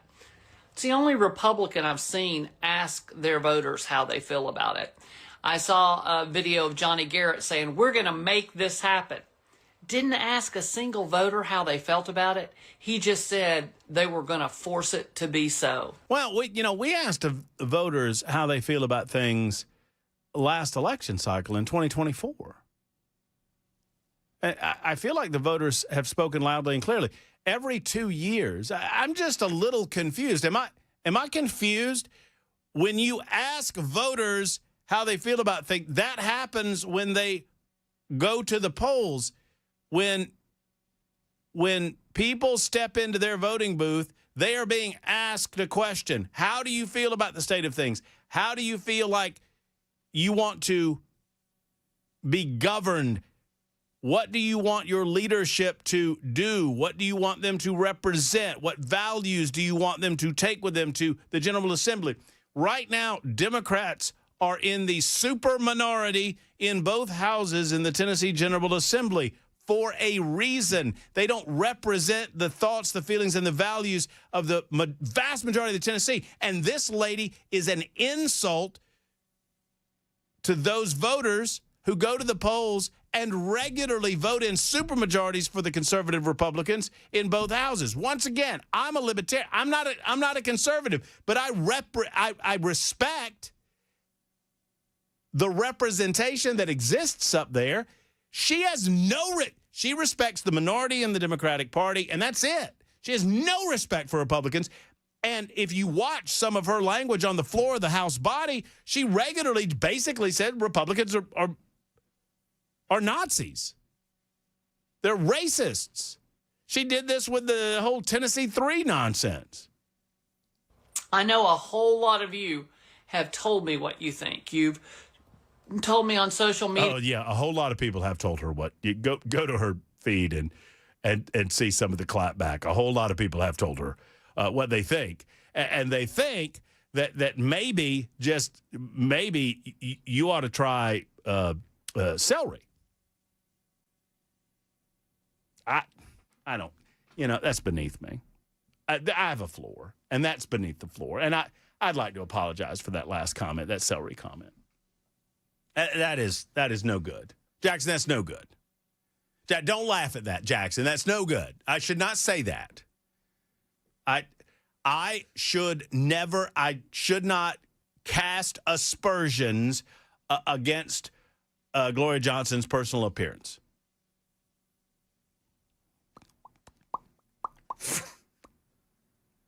Matt, that's the end of it. Yeah, you've called, you've texted, you've messaged. It's so important that what we need to realize are Republicans are trying to cheat their way into permanent power. They know they're losing the argument on affordability, on health care, on education. If they were losing the argument on affordability and health care and education, why did you get your butt handed to you the last time that the people had an opportunity to speak on this matter, which was November of 2024, when you were on the ballot running against Marsha Blackburn statewide and you were destroyed? Why? Help me understand that. So you either respect that the voters spoke, or the suggestion is that they're just too stupid to see the truth or something or another. And kitchen table issues that families actually care about. So instead of earning votes, they want to rig a map that makes sure that black votes don't count. Okay, let's talk about black votes counting when we come back. Because it occurs to me that Steve Owen, fried chicken eating Steve Cohen, has been in office in Memphis 9 for a long time now. And I'm just confused why Democrats weren't concerned about some old white dude representing a bunch of black people before now. But apparently they're very concerned about it now. Super Talk 99.7 WTN.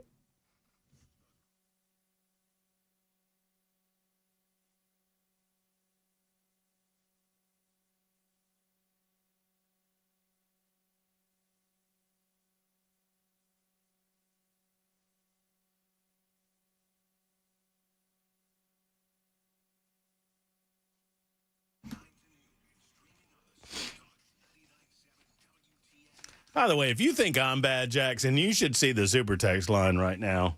I shouldn't have started any of this. I apologize for most of it. I don't apologize for this, though. And as a matter of fact, I offer no apologies for Better Water because, well, they need no apology, and they are great at what they do and have been for a long time. They're celebrating over 55 years of service as a two-generation family business that was started in March of 1971, and we are blessed to have them in Middle Tennessee. Friends, you need better water in your life. I mean, obviously, the water, I mean, you think about it. Clearly you need to stay hydrated. You need to drink water.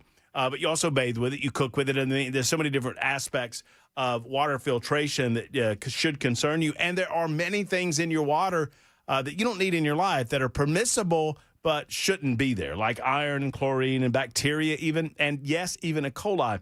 Let's get a treatment with Better Water today. They can offer reverse osmosis units, water softeners, specialized filters, UV lights, you name it, they do it.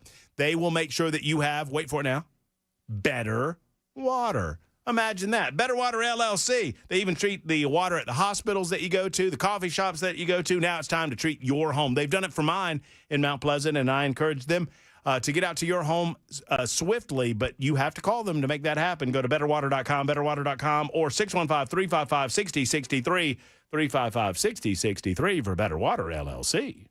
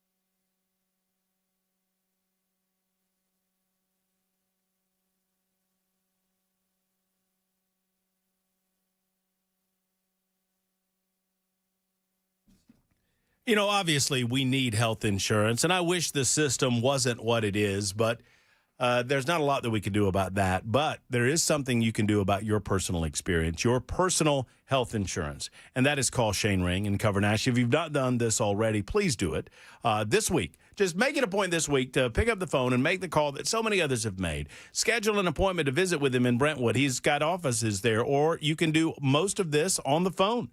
Shane will give you a comprehensive review of your health insurance, making sure that you're getting the most value out of your dollar for the insurance coverage that you receive, making sure that you're not you don't have any gaps anywhere. One of the things that Shane does so well is he makes sure that you don't have coverage gaps so that you are surprised. You know, a lot of times when people get into a negative health situation and they have to be hospitalized for a certain amount of time, or they need some more expensive types of treatments, they're not covered with their health insurance, and they didn't know that they weren't covered, and they haven't been for a long time. Shane helps you figure out where those gaps are, and he can help you save money. That's what it's all about.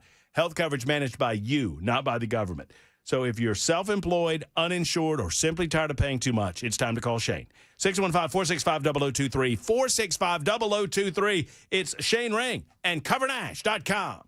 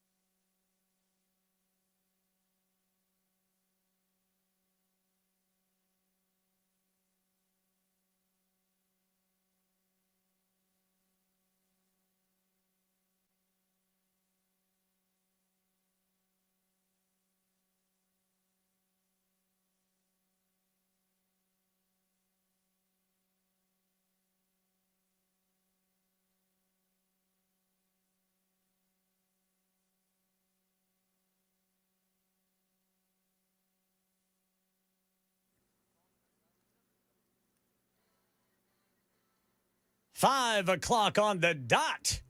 I'm Ken Weaver with your top stories. Got the full forecast and traffic in 5 minutes. Operation Epic Fury right now in Middle Tennessee. Gas Buddy says the average price per gallon spiking nearly a quarter over the weekend. We're at $3.14 right now, and economists say brace yourself for spikes in food and other items starting this month. Joe Brusuelas is chief economist for RSM US LLP, telling ABC News. Think of everything that you buy that involves plastic. You like your broccoli in plastic that you buy from Costco? That's going to get more expensive. Hey, American moms, those disposable diapers you get from Walmart, they're going to jump in price too. So we're going to get a little bit of a modest inflation shock here. So the U.S. Navy has started escorting commercial ships, so more of the cargo vessels trapped west of the Strait of Hormuz could potentially escape east through the Strait of Hormuz. And after a lower court in Louisiana sought to restrict male access to the abortion pill mifepristone late last week, the Supreme Court has stepped in with a temporary stay, giving the justices more time to review the case. ABC's Devin Dwyer says this has become a real battleground issue in recent years. A number of conservative states and anti-abortion groups are challenging the ability and availability of this pill mifepristone. So the court basically preserving the status quo for now, at least for the next week, while the Supreme Court considers its next move in this case. Right now in Middle Tennessee, Shaquille Taylor has pleaded guilty to second-degree murder in the death of Belmont University student Jillian Ludwig. Channel 4's Holly Thompson reports. We are told Shaquille Taylor will spend 38 years in prison, 35 for murder, 3 for aggravated assault from a previous case. Ludwig was hit by a stray bullet while on a jog. That was in November of 2023.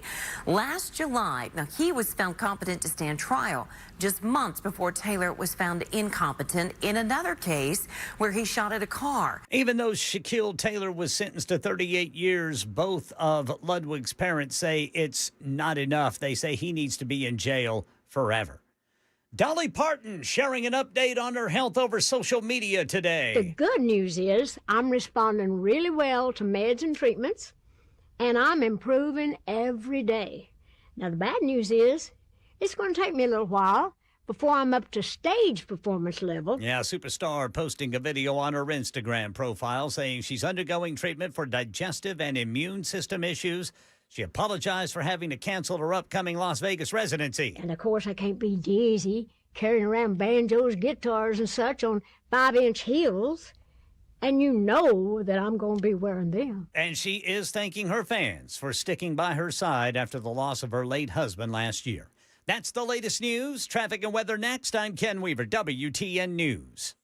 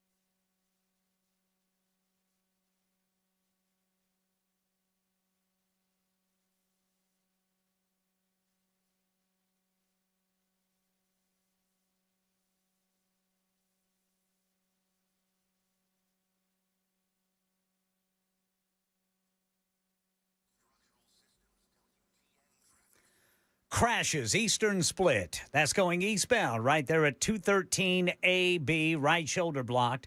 Then we've got Hermitage, Andrew Jackson Parkway at Old Hickory Boulevard, Dotson Chapel, Madison Dickerson Pike south of Skyline Ridge Drive, Fairgrounds, Nolensville Pike south of Craighead Street, East Nashville, Shelby Avenue there at South 6th Street, Glencliff, Thompson Lane eastbound right there at Thompson Lane.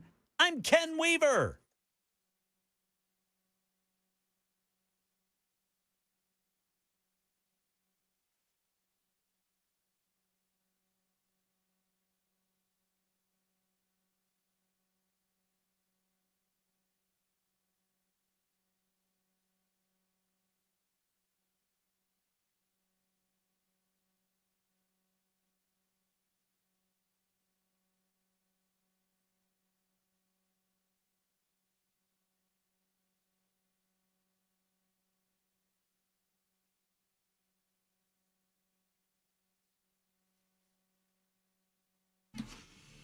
Super Talk 99.7 WTN, 5 minutes after 5 o'clock. Good afternoon. Welcome in. Happy Monday, everybody. Hope everyone is doing well. It is May the 4th for you Star Wars fans. It's a special day for you. Just another excuse. I mean, you've another excuse to go out drinking, right? And then there's tomorrow's Cinco de Mayo, right? Ah, yeah. Yeah, Cinco de Mayo. Yeah. My favorite day to post. I love the meme. I've posted it every year for a long time, Ken. It's a photo of a jar of mayonnaise. Yeah. And there's a rope around it, and there's a rock, and there's a rope tied around the rock, and it's on like a shelf, getting ready to go into the water. It's on like a little ledge. And somebody's ready to push it off, and they're ready to Cinco de Mayo. You say they got a rock. You see what they did there, Ken? See, I don't think I described it very well, Ken. I'm going to do it again. So there's a rock. Yeah. And they tied a rope around the rock, a big rock. Right. And it's on like, it's like a walking platform, like a little bridge out over water. A plank. Like a plank, yeah, sure. It's like on a plank, but then there's a little ledge there where folks can kind of lean over and look at the fish and whatnot. But it's on there, and then there's a big old jar, like a big old Sam's Club jar of mayonnaise. Big old jar of mayonnaise. Yes, sir. And there's a rope, and it's tied around the rock, and then it's tied around the top of the mayonnaise, and it says, "We're about to Cinco de Mayo." Oh, yeah. That's pretty good, Brother Murphy. Thank you, Ken. I didn't get a laugh out of you, so I'm thinking I said it wrong. Let me try it one more time.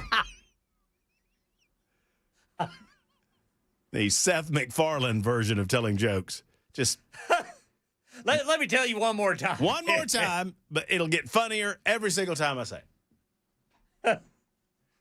Jackson, what is your favorite? You're the resident Star Wars aficionado. I mean, I don't want to take anything away from Ken. Ken, you've watched these films, right? Oh, I've watched them all. I've sure. watched them a lot. I like them. Yeah, they're good. I mean, it's but don't say it's in the future, right, Jackson? No. It's not in the future, is it, Jackson? Long time ago in a galaxy far, far away. Yes. Okay. And what is your favorite Star Wars? That's tough. The best one, critically, is Empire. Mm-hmm. Like, that is the best movie. I feel like that's not. I don't feel like that's your. Well, I mean, I like The Force Awakens. I thought about that one when we were talking about best movies. I didn't mind the. Yeah, I like those reboots with Rey. Yeah, yeah. And the whole dynamic between Ben and, Ben becomes his grandfather and Kylo Ren, yada, yada. Yeah. But I'm going to go with the first one I ever remember seeing, which was the third one. Return of the Jedi? No, Revenge of the Sith. Oh, the prequel. third in the canon. Yeah. Yeah. I know it has its problems. Yeah. Empire is the better movie for sure. Mm-hmm. But my personal favorite, the one I have the most nostalgia for, would be Revenge of the Sith. I remember that movie came out, all that stuff. My favorite story to tell, there's two. One, and it all has to do with Empire Strikes Back. But my favorite behind-the-scenes story about the filmmaking was, do you know about the scene where Han Solo is about to get frozen in carbonite? Yes. And do you know what the original dialogue in that scene was? No. When Leia says to him, "I love you," his original line was, "I love you too." And he said, "I know." And Harrison Ford went to George Lucas and said, I think this is wrong. Yes, sir. And he was like, "What?" And he goes, "I don't think Han Solo would say that." And he said, "Well, what would he say?" And he said, "I know." And he said, "Go with that. Let's put it on film and let's see what happens." And that's what they went with. Brilliant. Yeah, absolutely. Absolutely brilliant. I love you. I know. It's just so good. It's so good. It's so much better. It's so much better.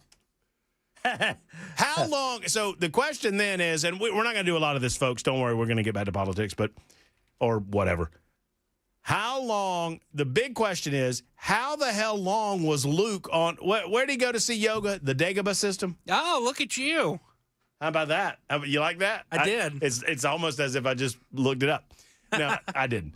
How long was he on Dagobah? I don't know. Han's not going anywhere. But like these other guys are off doing. I mean, they're what are they, just floating around the galaxy waiting on Luke to train up? Was he there for 3 days? Was he there for 6 months? I would assume closer to 6 months. He had to be there for a certain amount of time. He's got to train. Got to become a Jedi. I think the movie came out 3 years later, so maybe 3 years. Maybe, I don't know. I mean, but so the rest of the crew just floating around, I guess we'll wait on Luke. Just holding off the Empire. Just doing their thing. Here's why I think Revenge of the Sith is my favorite rather than Empire. Because Revenge of the Sith, the first one I saw, it spoils the big reveal in Empire. Because you see Anakin become Darth Vader. And you see his wife have 2 children, Luke and Leia. And then die. Yeah. So the big reveal in Empire is spoiled in... Well, why did you watch them in that order? It came out when I was a kid. That's the one that came out when I was a kid. Are your parents monsters? No. Why wouldn't they? I just caught it on, I think it was on TV or something. Oh, okay. I mean, I guess that's fair, but yeah, you probably had it. See, I was too young. I don't remember that, but people tell me, claim that when that happened in Star Wars, when no, I am your father. There was like audible gasps in the movie theater. I mean, right? I mean, Weaver, do you remember? I mean,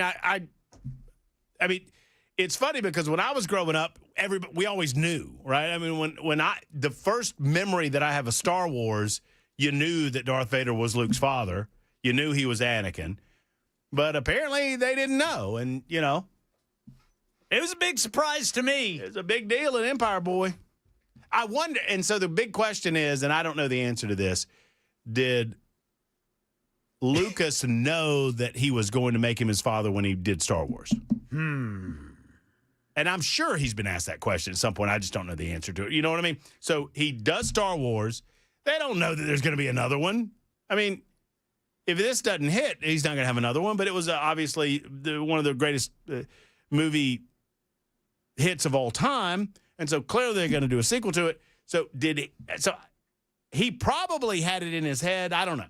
I don't know the answer to that. I mean, I guess one could suggest that he had the first 3 movies all mapped out in his head. Doubtful. But I think that's doubtful.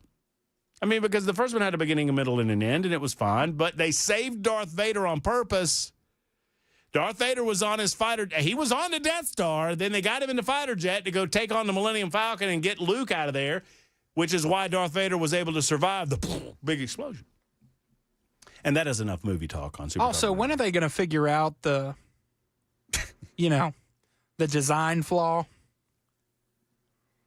Oh, with the thing. They've built 3 of these things throughout and they're and they all have one fatal flaw. Yeah.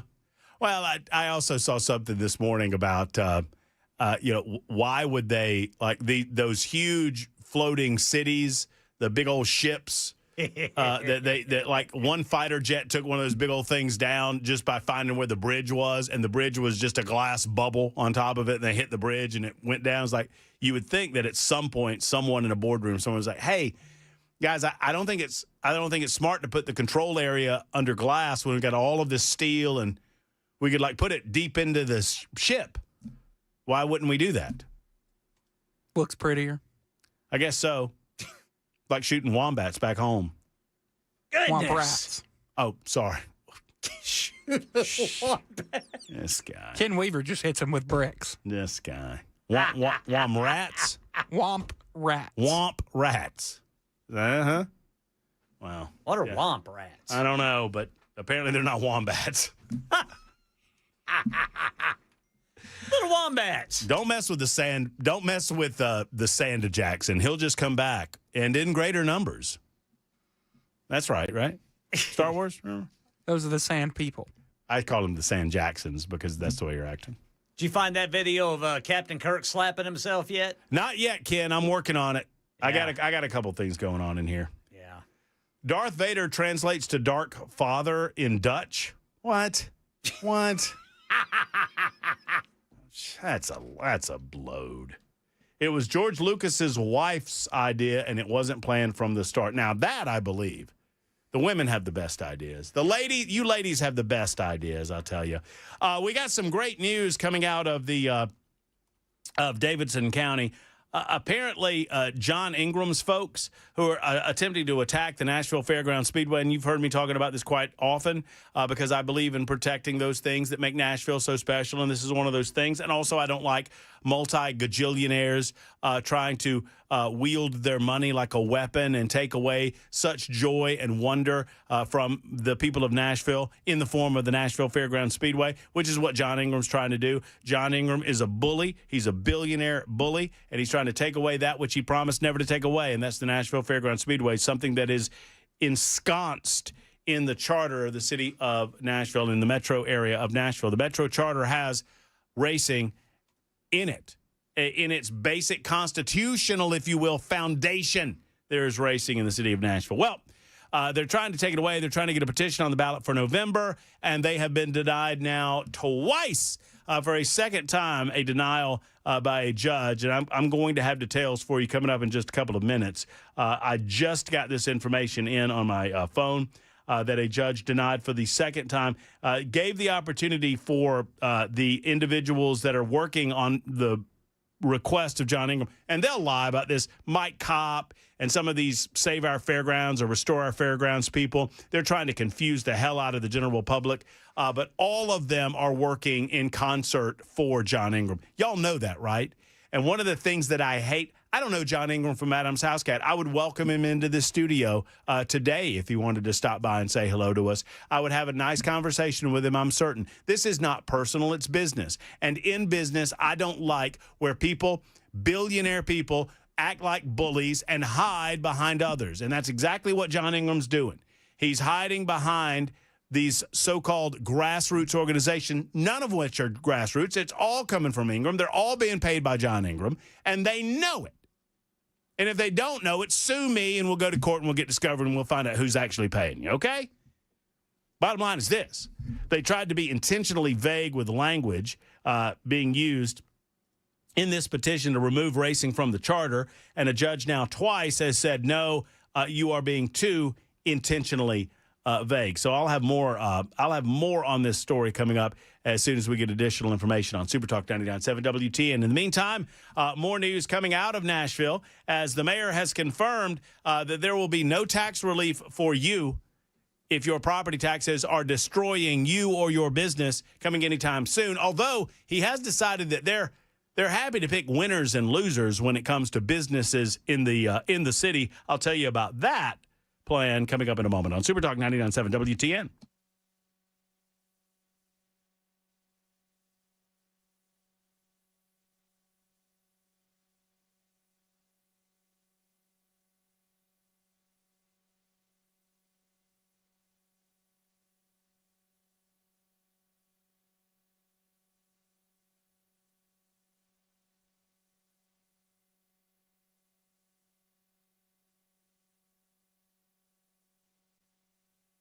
Hello, friends. It's Matt Murphy. USS is United Structural Systems. They are your local repair company when it comes to your foundation and your waterproofing.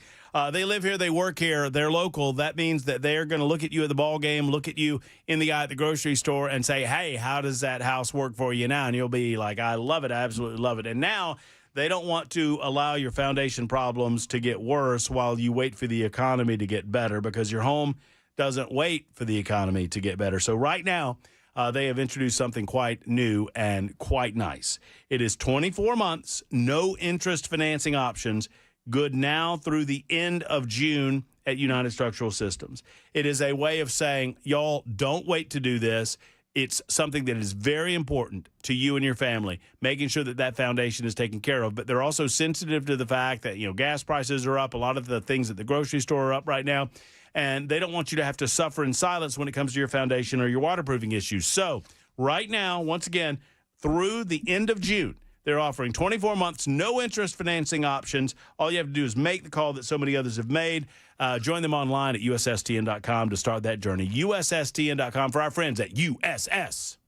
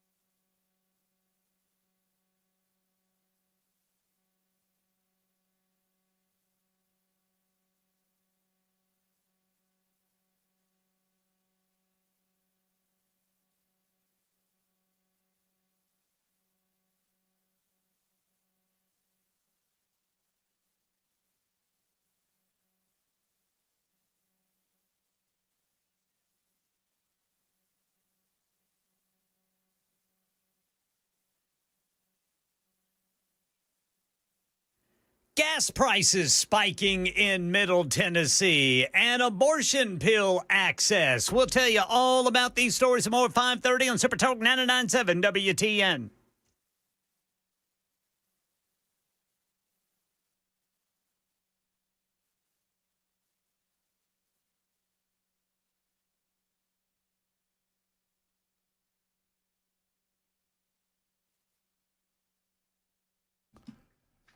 Wow, it's tender. Jackson slinging the Star Wars hits. I'm almost out. How about some cantina music? Oh, yeah. Don't turn Weaver down. Turn Weaver up. Weaver down. No, I did accidentally.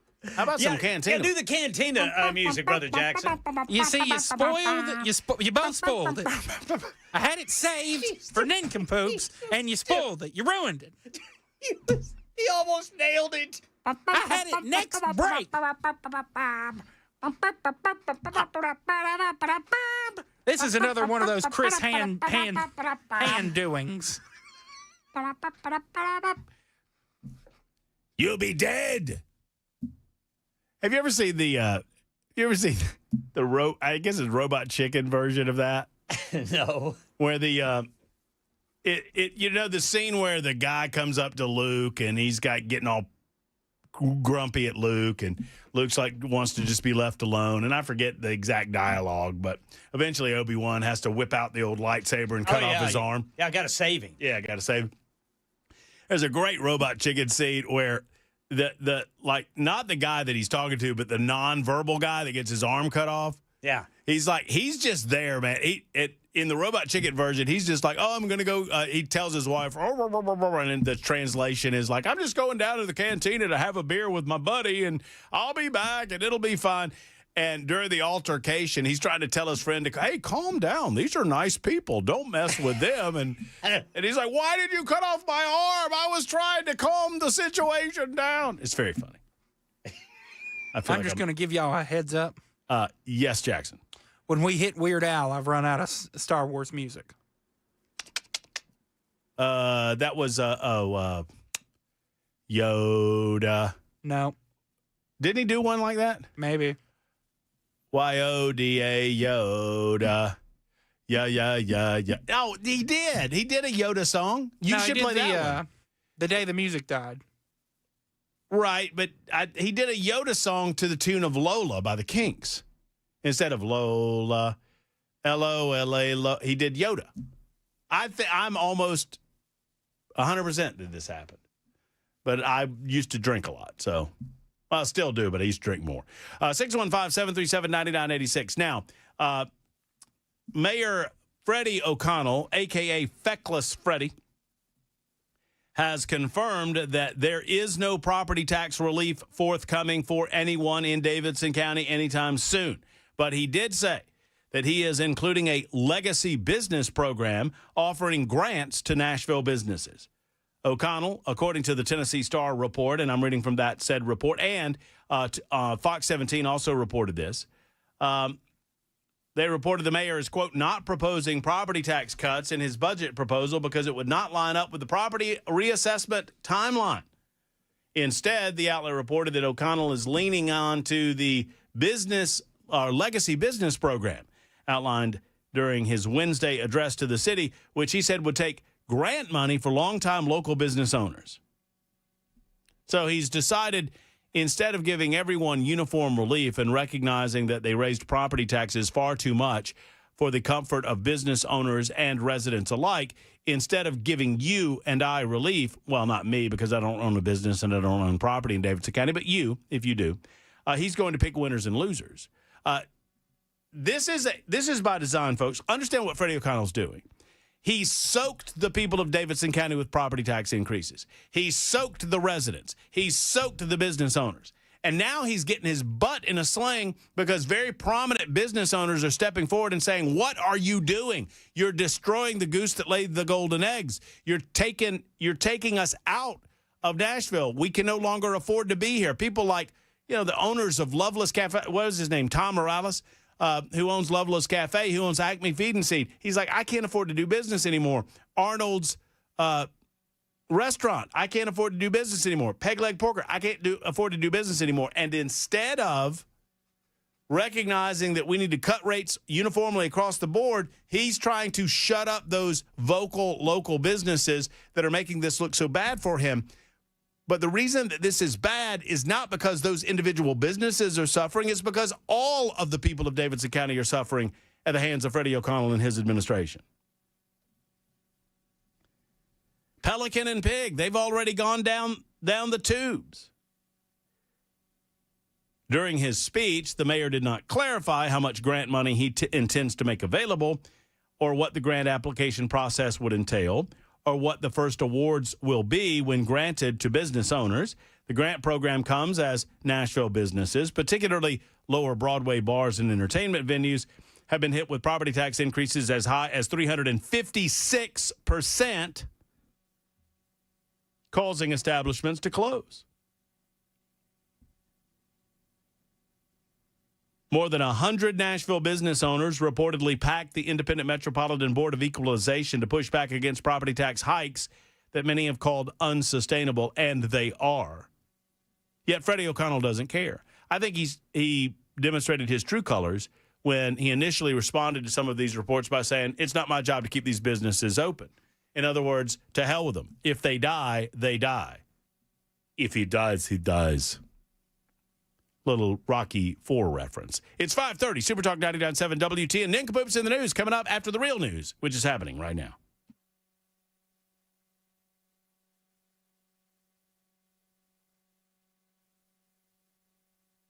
$5:30 on the dot. I'm Ken Weaver with your top stories. Got the full forecast and traffic in 5 minutes on Operation Epic Fury right here in Middle Tennessee. Gas prices spiking about 25 cents over the weekend. Gas Buddy says we're paying $3.14 per gallon on average in Middle Tennessee. Other price spikes are coming, including food and other necessities, according to Joe Brusuelas, the chief economist for RSM US LLP. Think of everything that you buy that involves plastic. You like your broccoli in plastic that you buy from Costco? That's going to get more expensive. Hey, American moms, those disposable diapers you get from Walmart, they're going to jump in price too. So we're going to get a little bit of a modest inflation shock here. U.S. Navy, by the way, has begun escorting commercial ships through the Strait of Hormuz. Abortion pill access after a lower court in Louisiana sought to restrict by-mail access to the abortion pill mifepristone late last week. The Supreme Court has stepped in for now. ABC's Devin Dwyer. Justice Samuel Alito, who oversees the Fifth Circuit of courts in the United States and has responsibility over this case, has issued a temporary administrative stay. This is a battle that's been brewing for some time, the front line now of the abortion battle in the United States. And the man accused of killing a Belmont University student in 2023 has entered a guilty plea. Shaquille Taylor admitted to second-degree murder and aggravated assault with a firearm in the death of Jillian Ludwig. That is. Police say Taylor was shooting at a vehicle when one of the bullets hit Ludwig in a park near Belmont University. A judge to decide sentencing at a later date, but Channel 4 says it's been told Taylor will serve 38 years in prison.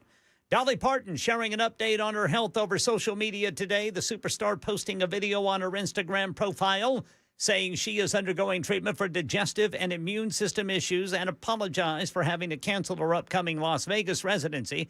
Parton says she's doing much better health-wise, but that she's still not up to stage performance level. The truth is, I am still working. I still do videos. I still record. I run up and down to Dollywood now and then. And I'm working hard on getting my museum and my hotel open in Nashville later this year. She also thanked her fans for sticking by her side after the loss of her late husband last year. That's the latest news. Traffic and weather next. I'm Ken Weaver, WTN News.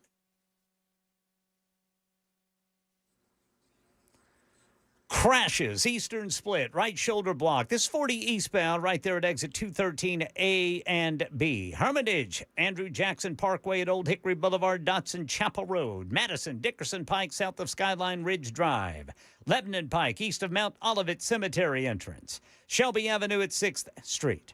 Glencliff, a crash. Thompson Lane eastbound at Thompson Lane. And over by the airport, a crash. Murfreesboro Pike at Donaldson Pike. I'm Ken Weaver.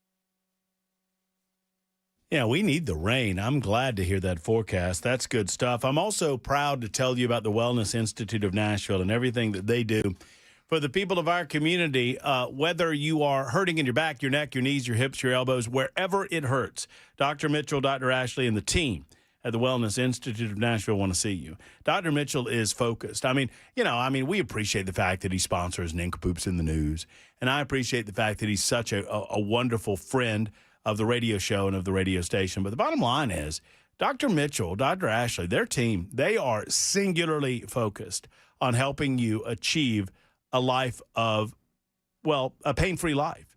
That's what they want. They don't want you to have to take pills to accomplish it. They don't want you to have to take shots to block the pain. That's not the way to go.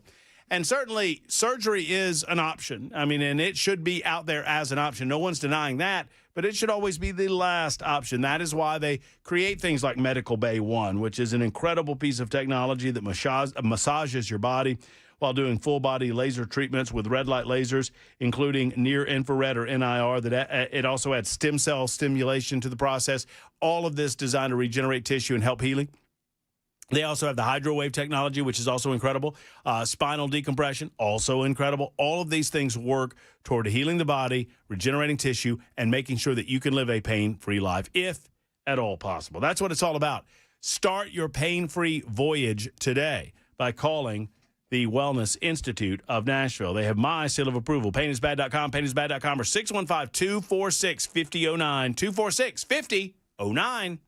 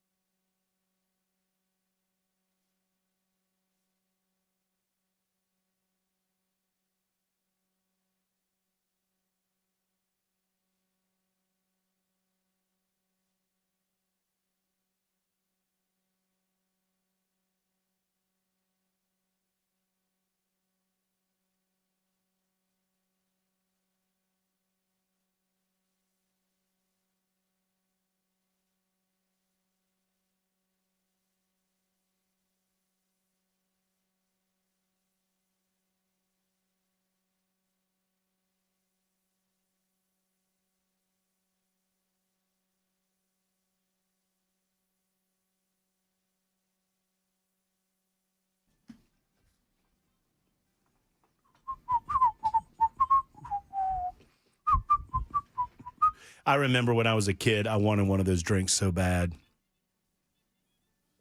The ones that, it was like, had steam or smoke coming out of them. And I thought this band was pretty cool too. They were like beatniks. Yeah, they were space beatniks. Yeah, that's right. They had the sweaters on, the turtlenecks, didn't they? I believe so. I want to say they had black turtleneck sweaters. Looked like they had turtleneck sweaters. Uh-huh. And that fellow was blowing on that horn too, boy. Yes. Woo! I listened to him go. Go, cat, go. Go, cat, go. It was a nice time in the old cantina until things started getting rough. People started getting their arms knocked off. I mean, Obi-Wan Kenobi couldn't contain himself. Yeah. These are not the droids you're looking for. That's what I try to pull that when I'm in the old in the bar area. This is not the bill you're looking for. You are going to give me these drinks free of charge. Free of charge. How'd the Jedis lose if they had that whole thing? Well, I mean, if we start going down that rabbit hole, I mean, yeah, and now people are telling me that George Lucas had all of this mapped out the entire time. Zero chance that's true. They would have called him a psychopath. Zero chance that he had all of this mapped out the entire time. Zero chance that's true. If he walked into a pitch meeting with this level of detail. I mean, I understand that he started it on episode 4. So, you know, I understand that he recognized that there might be some backstory that he could get into. That's just kind of smart movie making. But if he understood the entire arc of the story, why did the Jedis were infinitely more powerful at the end than they were at the beginning? Well, right? and they get more powerful when they die. Well, right. So why are they so worried about death? Was my thing. If you get, you strike me down now, I will become more powerful than you can possibly imagine. Well, I don't know. I can imagine. Have you seen the Emperor? He's pretty powerful. I can do some hard imagining. Well, and from what I understand, the Mandalorians, they kick the Jedi's ass sometimes. They didn't like the Jedi. I haven't seen that show. Oh, it's good. Is it? Whew, it's real good. Is that I haven't gotten into the other shows other than Kenobi. That was a good show. Oh, that was real good. Is that the one with the? Is that the one with the Baby Yoda? That Mandalorian? Yeah, that little Grogu. Mm-hmm. That's how the Wilson clan named their. That's right. Little Grogu after Grogu, right? That's right. Okay. Brother Brian Wilson, he's a big old Star Wars buff. Is he? Yes. Well, I mean, he's a big fella and a big Star Wars buff. Yes. If I could put one person into Grogu's chair to make the show better, I've never seen the show. It would be Kent. What? I want, what's his name? Grogu? No, the Mandalorian. What's the actor? I don't know. Oh, Pedro Pascal. Yeah, I want him doing all his serious bounty hunter stuff, and then the camera slowly pans, and it's, I'm Ken Weaver. I'm Ken. So here's what I didn't understand when I was a kid. I spoke to Jackson earlier about this today because Jackson was trying to besmirch my character and suggest that I had not seen Return of the Jedi until I was 40. And I said, youngster, I went to see Return of the Jedi in the movie theater. It was the only, and this is serious, the only movie I ever saw with my mama in movie theaters was Return of the Jedi. And because I had my appendix burst, and I was in the hospital for 3 days, and she asked me what I wanted when we got out of the hospital, and I said I wanted to go see Return of the Jedi. And so she took me to see Return of the Jedi in the movie theaters. And for some reason, I don't think my mama went to a lot of movies. For some reason, she made us sit like 3 rows back from the screen, which was awful. Oh, yeah, it was just awful. Because you're looking straight up. Oh, yeah, you're looking at the ceiling. Your neck is just all kinked up by the time you're done. But I saw Dune 2 that way. Wasn't a fan. Awful. But we had a great time. But I didn't understand in Return of the Jedi. So my life cycle, like how old does Boba Fett get? Boba Fett, yeah. How old does he get? Right, but because Boba Fett goes into the what's that thing the you'll be digested over a period of 1,000 years. You know what I'm talking about? In the sand with Jabba the Hutt. Wow, the sandworm. You know what I'm talking about? Yeah, where they're going to put Luke in there. Yeah, but then Boba Fett ends up going in there. Mm-hmm. Well, but like I'm only living to 90. How can I be digested for 1,000 years? I mean, I think you die instantly, but you're still in there. Oh, so it's just your dead body's just kind of getting worked over. Yeah. I guess maybe your Force ghost has to hang out in there. Dark and wet. Smells like sand and feet. Your ghost. And worm farts. Yeah. It'd be awful. Little worm toot. Speaking of katoots, it's time for Nickabooms in the News.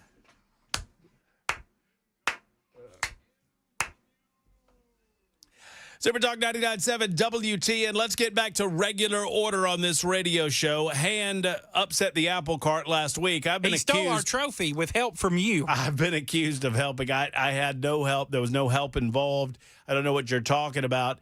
And you can't prove it unless and until Chris Hand presents that trophy to me on Friday as the big winner. then I would suggest to you that you are, sir, you're doing something we don't do in this radio show. Ken, do you know what that is? Cast aspersions. You're casting aspersions right now, Jackson, and I don't like it. But we've got to figure out who gets to go first, second, and third, and I don't know what to do with that.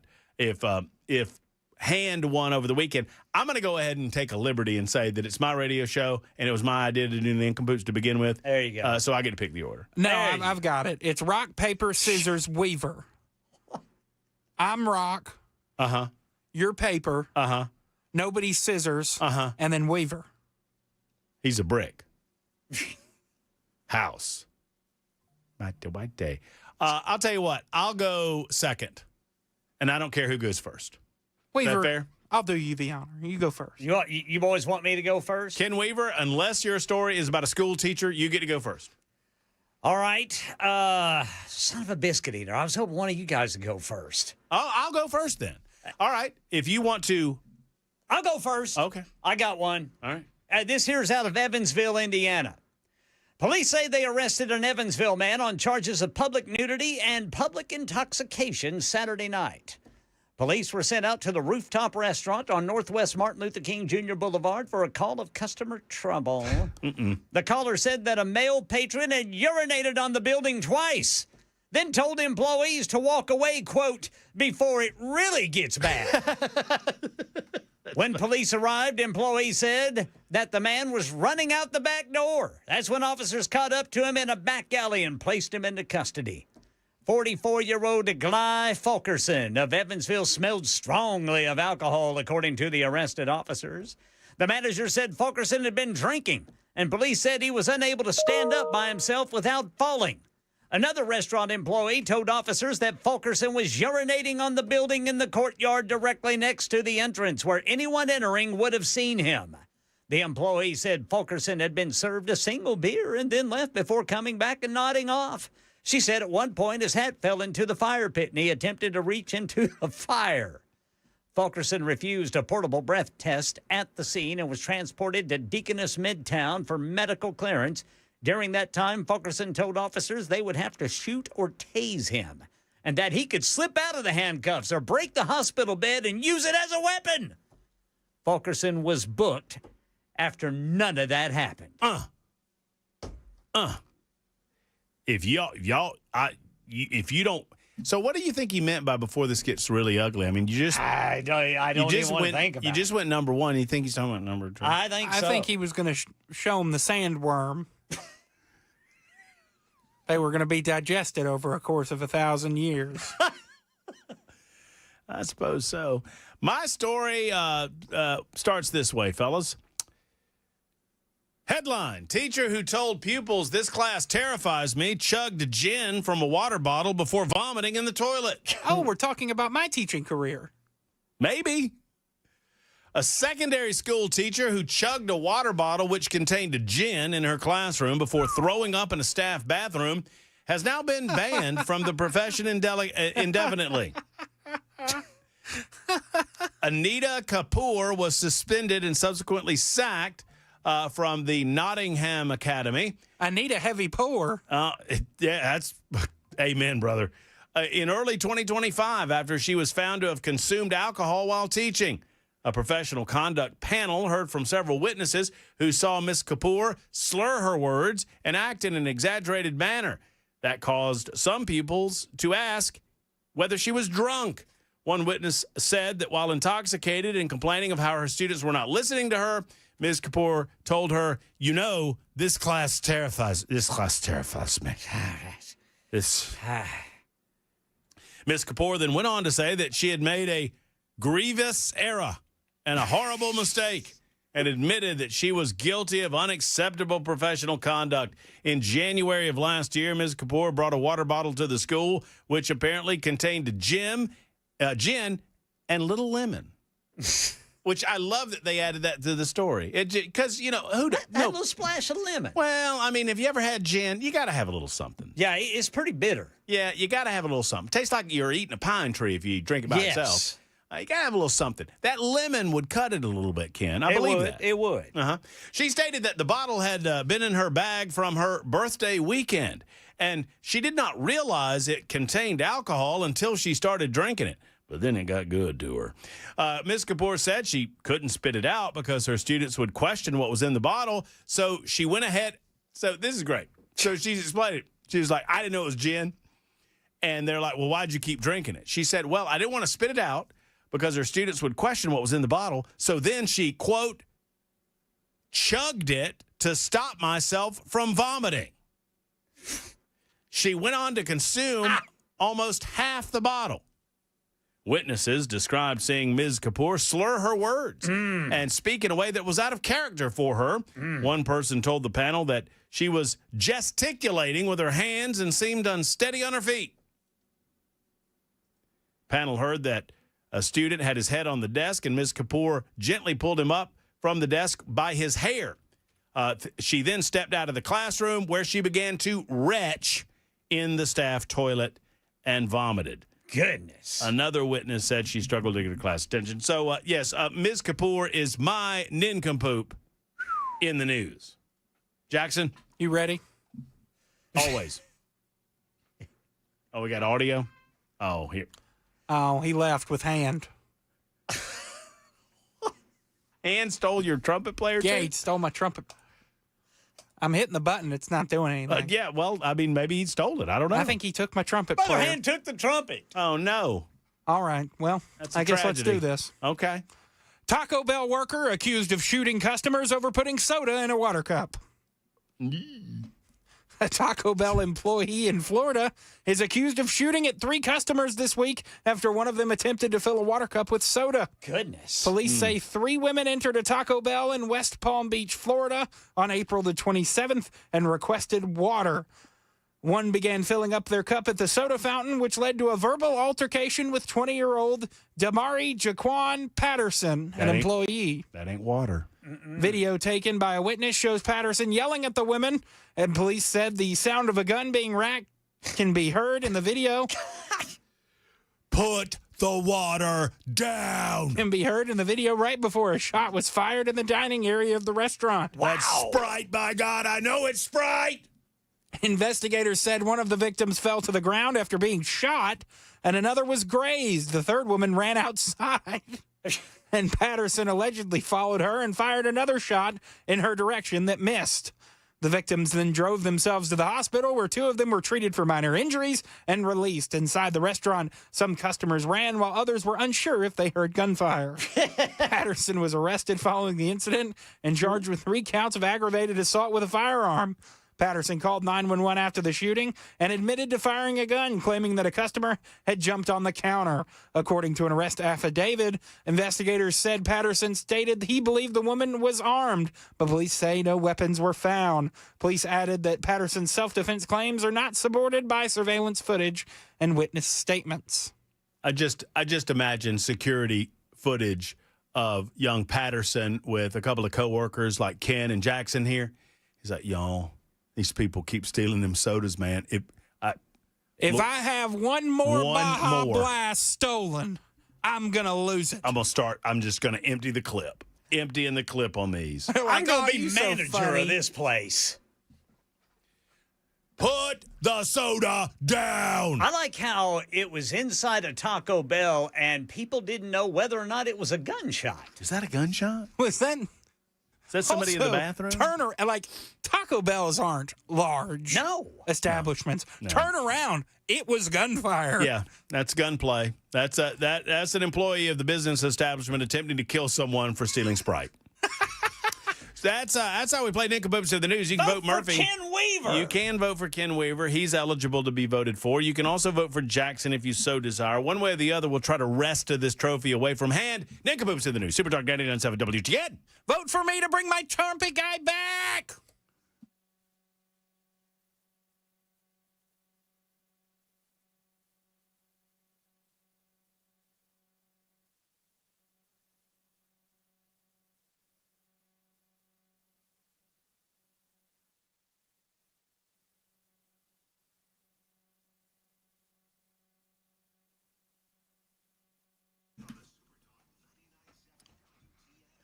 Hello, friends. It's Matt Murphy, and let's talk for a moment about the Tennessee Men's Clinic. It's a personal conversation. I understand that, but it's a very, very important one. Men, if you've noticed that you've lost energy, if you've noticed that you've lost a step or two, do not simply chalk this up into, well, Murphy, that's what happens when you reach 40. That's what happens when you reach 45. You can avoid these energy losses with a visit to the Tennessee Men's Clinic. Now, if you allow this to go, typically where it manifests itself more often than not is in romantic relationships, bedroom activities. And if this has happened to you, man, there is hope. There is a plan of action that you can take. Do not believe that this is simply 1976 or 1986 and there's nothing you can do about it. There are plenty of things you can do, and the first step is contacting the Tennessee Men's Clinic. At any of their locations, they will be able to see you. A qualified urologist will step forward. They will give you a complete consultation, discreet as always, professional as always. Plus, for less than $100, you're going to get blood work done, and they're going to figure out what's going on in your body. Is it testosterone? We don't know. Let's find out together with the Tennessee Men's Clinic. Go to TennesseeMen'sClinic.com to sign up for an appointment today, or call one of their fine locations. One number for 4 locations: Clarksville, Murfreesboro, Cool Springs, and Nashville. 615-208-9090, 208-9090 for the Tennessee Men's Clinic.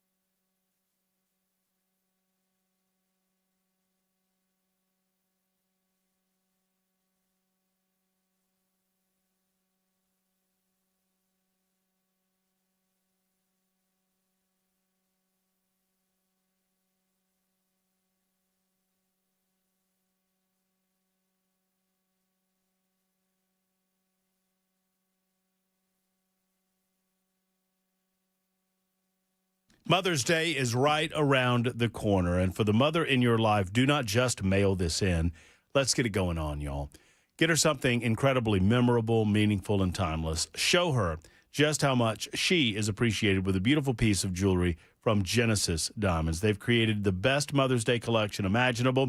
Imagine her face, as a matter of fact, when she lights up as she opens a dazzling diamond bracelet, a pair of sparkling diamond earrings, or a stunning colored gemstone pendant. Mama deserves this from the family. She deserves this from you. And Genesis has the gift that can make a statement. Not just flowers. I mean, I'm not against any of these other things. I'm telling you, if you want a home run gift that she'll be talking about next year and the next year and for years to come, it happens at Genesis. Plus, you don't have to break the bank. They've got the half-price vault with an incredible 50% off. You heard me right, half price in their half-price vault. This is the ultimate way to show how much she means to you. Genesis Diamonds, Green Hills and Cool Springs. Call or go online at genesisdiamonds.com. Better yet, stop by in Green Hills or in Cool Springs and tell them Matt Murphy sent you to Genesis.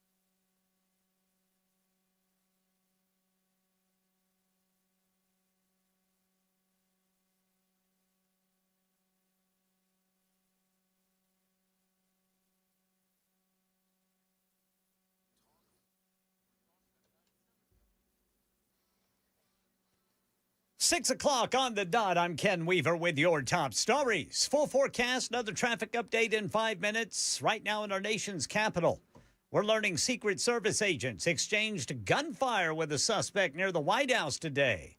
Secret Service Deputy Director Matt Quinn telling reporters agents were called to a suspicious person who appeared to be carrying a firearm. He says the suspect shot at agents who returned fire and struck him. They returned fire and engaged.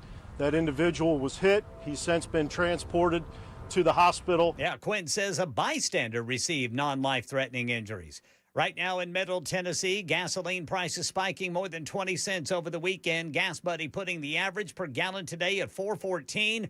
And brace yourself, Joe Brusuelis, chief economist for RSM US LLP, telling ABC News food is next. The second order or second round effects that are going to begin to show up in the April data, but more pronounced in May, June, and July, is those increasing gasoline prices cause everything that needs to be delivered to get more expensive. And guess where it's going to show up most clearly? It's going to be in food. Yeah, the U.S. says it started guiding ships through the Strait. ABC's Tom Sufi-Burridge is in Tel Aviv. For shipping companies throughout this war, part of the reason they have not transited through that waterway is because of the perceived threat. And, shipping companies, insurance companies linked to them have said repeatedly that they will not make that voyage, many commercial ships, until they have absolutely cast iron guarantees, until that perceived danger is down markedly. And he says shots have been fired.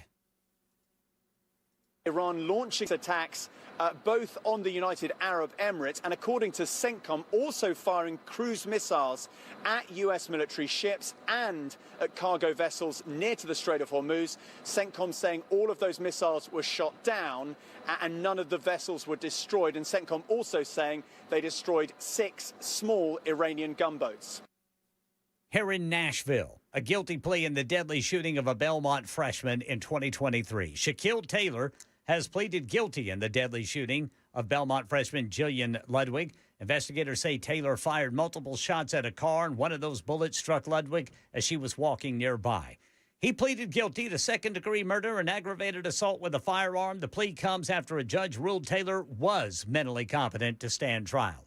And the U.S. Supreme Court has restored mail-in access to the abortion pill mifepristone after a lower court in Louisiana sought to restrict it late last week. ABC's Devin Dwyer explains what's likely coming in the days ahead. The Supreme Court basically has not taken a position just yet, and what they're deciding is whether or not they think the state of Louisiana is likely to prevail in challenging the safety of how mifepristone is distributed. So by next week sometime, the Supreme Court is likely to weigh in and either extend this stay or snapping back to pre-2023 guidelines. That's the latest news. Traffic and weather next. I'm Ken Weaver, WTN News.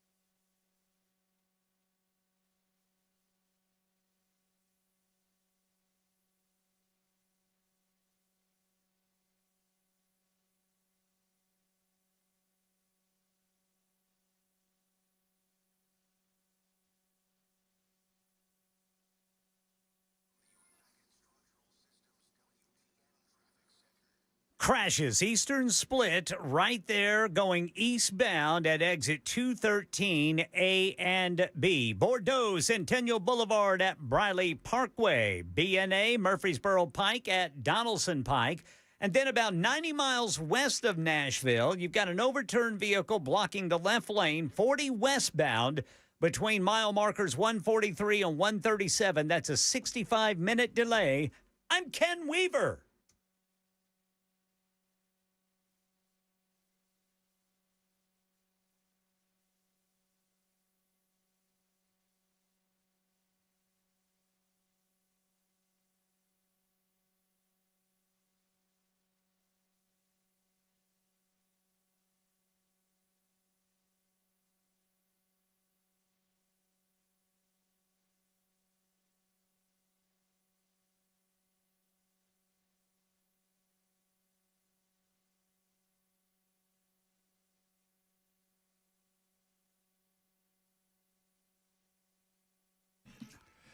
Super Talk 99.7 WTN, Matt Murphy and the Matt Murphy Radio Show. We continue. Thank you for being out there with us. We appreciate every single moment you're able to give us. Thank you so much.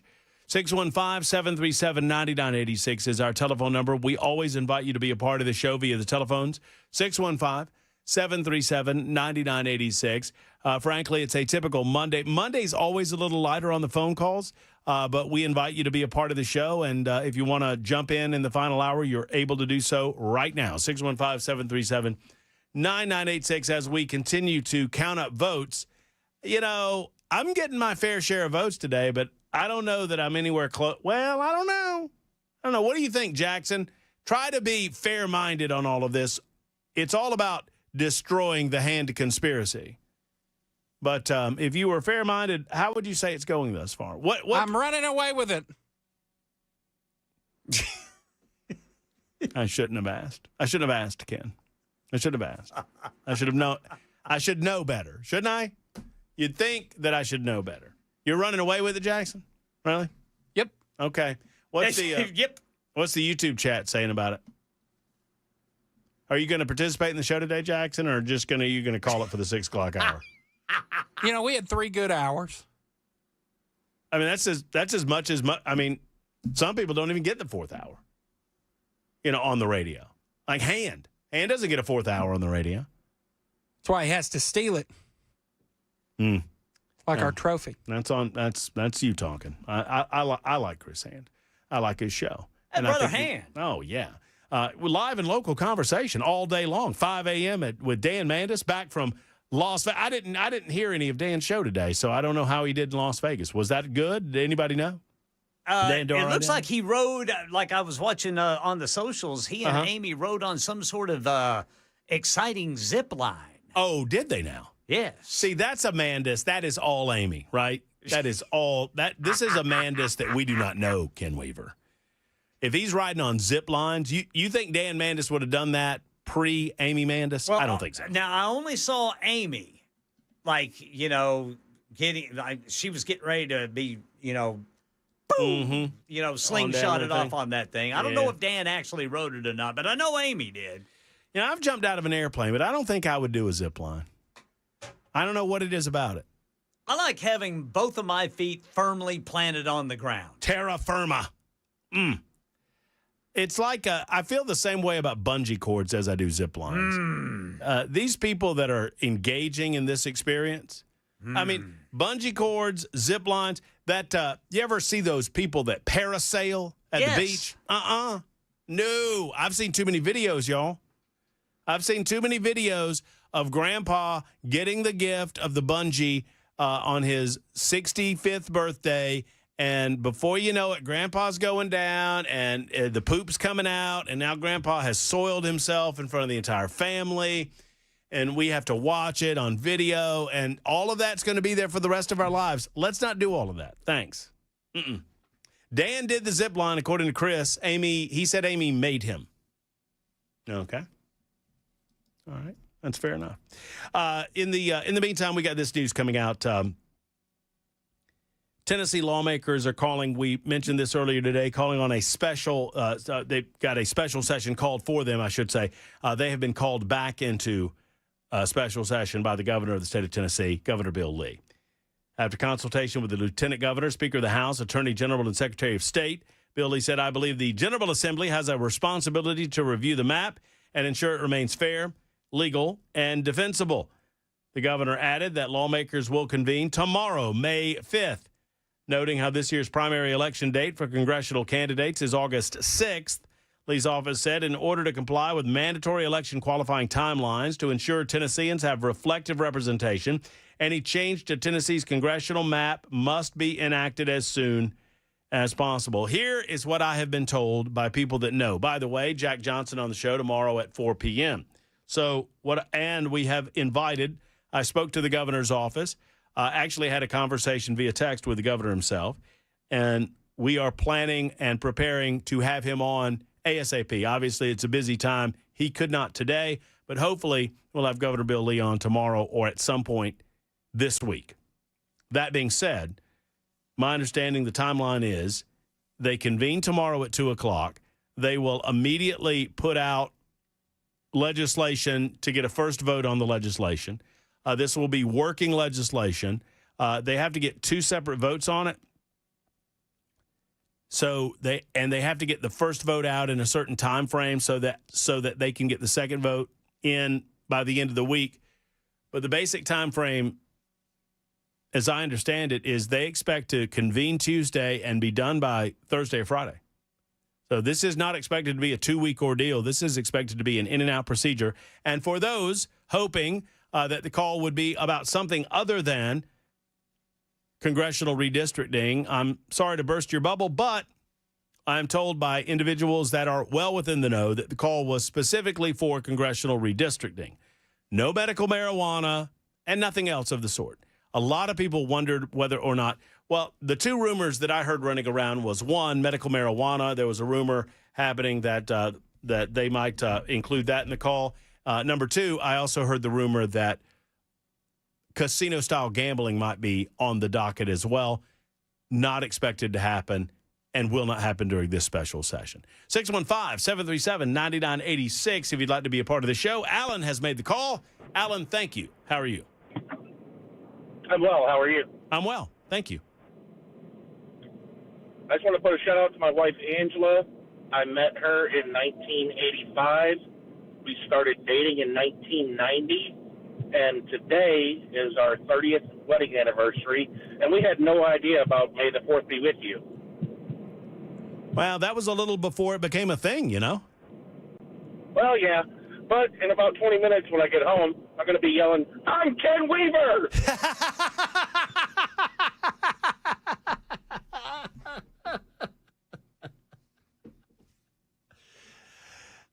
That would make me laugh so hard for 2 reasons. Number 1, if you know what old Alan is discussing, which is why I hung up on him, because I didn't want him to go further down that road.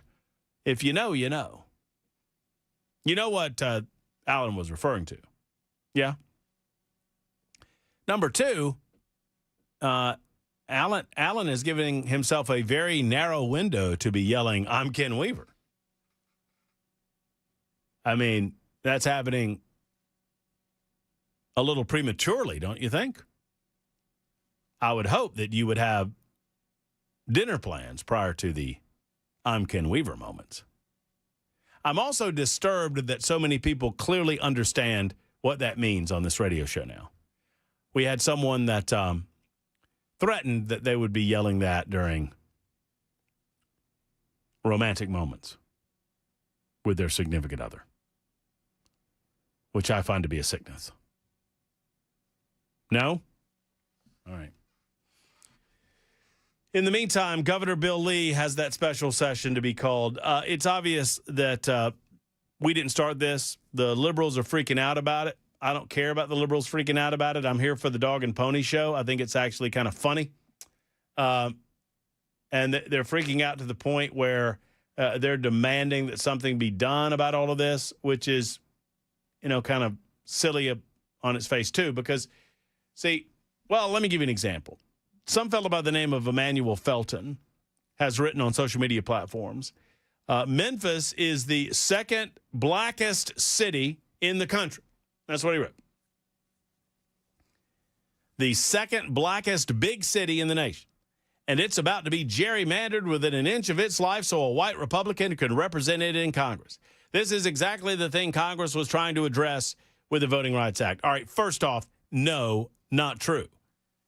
While there were certain restrictions as to redrawing of district lines included within the Voting Rights Act, go read the congressional record. You are misrepresenting the truth if you say that that was exactly the type of thing that was going on with the Voting Rights Act. The Voting Rights Act was an effort to, a noble one at that, an effort to stop poll taxes, to stop the impediments and the barriers being placed in front of black Americans regarding their opportunity to vote. But that is not the case and never has been the case. Number two, there's a crucial point that Mr. Emmanuel Felton, whoever this fella is, some social media platformer, talking about, oh, it's the second biggest black city. So your assumption is that in order to adequately represent black people, that the representative has to be black. That sounds kind of racist to me. That sounds kind of like the very thing, in reverse at least, that the Voting Rights Act was designed to stop. The suggestion that if you have a majority white... So are we suggesting that the only way to properly represent majority white districts is to have a white person representing you? Well, that's ridiculous. That's racist on its face. So why wouldn't it be racist if it were the other way around? Now, obviously, the rules change when we talk about Democrats, which is why you included the word Republican in your post. Oh, gerrymandered so that a white Republican can represent it in Congress. Second point, Memphis is not a singular entity unto itself. Memphis exists along with the rest of the cities in the state of Tennessee, and Memphis will be apportioned accordingly. And those that won the supermajority in the halls of the General Assembly and the Tennessee legislature will do the reapportioning. They will do the district line drawing. That is their right to do it because they won the election. Don't you understand how any of this works, Emmanuel Felton, whomever you are? Those that win the elections get the opportunity to redraw the lines. Go read the Tennessee Constitution. Go read your United States Constitution. And number three, and perhaps most importantly, so number one, his suggestion that only appropriate representation of Memphis would be with a black person, which is absurd, or a Democrat, which is equally absurd. Number two, Memphis is not an entity unto itself. They don't get separate treatment from the rest of the state. And number three, if you are correct that it is racist to run white people against black people in a black majority district, then what the hell have the Democrats been doing for the last 20 years? That would indicate to me that Steve Cohen, the current representative of District 9, is the most racist person in Tennessee. Because otherwise, why would he be running against black people in the manner in which he is? And he has done so successfully. He has regularly defeated, I think, 3 or 4 opportunities he has defeated black candidates, and he's running against a black candidate right now. Why doesn't Steve Cohen demonstrate his solidarity? Here's what I would call for Steve Cohen to do. Demonstrate your solidarity with the Democrats, Steve. Demonstrate how much you believe in racial equality and the opportunity that black people have to represent their fellow black Americans in Memphis by dropping out of the race. If you Democrats really believe that the only appropriate representation in Memphis is with a black person doing the representing, then you will call, as I do, for Steve Cohen to drop out of the race, handing the race to Justin Pearson, and giving young Mr. Pearson an opportunity to represent the district in Memphis. Congressional District number 9. How about that? Because Steve Cohen, last I checked, is as lily white as they come. And last I checked, Steve Cohen has been the representative since 2007. It feels about right. In the meantime, our good friend, Senator Elizabeth Warren, wants you to know that the Constitution of the United States of America gives Donald Trump the authority to appoint more Supreme Court justices, and he might just exercise that authority. I've got that clip coming up for you on Super Talk 99.7 WTN.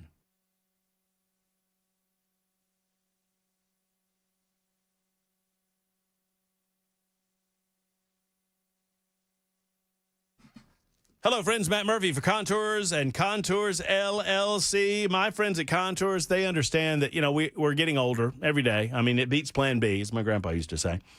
Many of us simply aren't where we want to be when it comes to weight loss and that journey. I understand it. I get it. You eat right, you exercise, but the reality is that sometimes you need a little boost, you need a little help, and that's what Contours does. They've done it for me, and they can do it for you. Folks, I know that this works because I'm not just a spokesperson for Contours. I'm a client of Contours.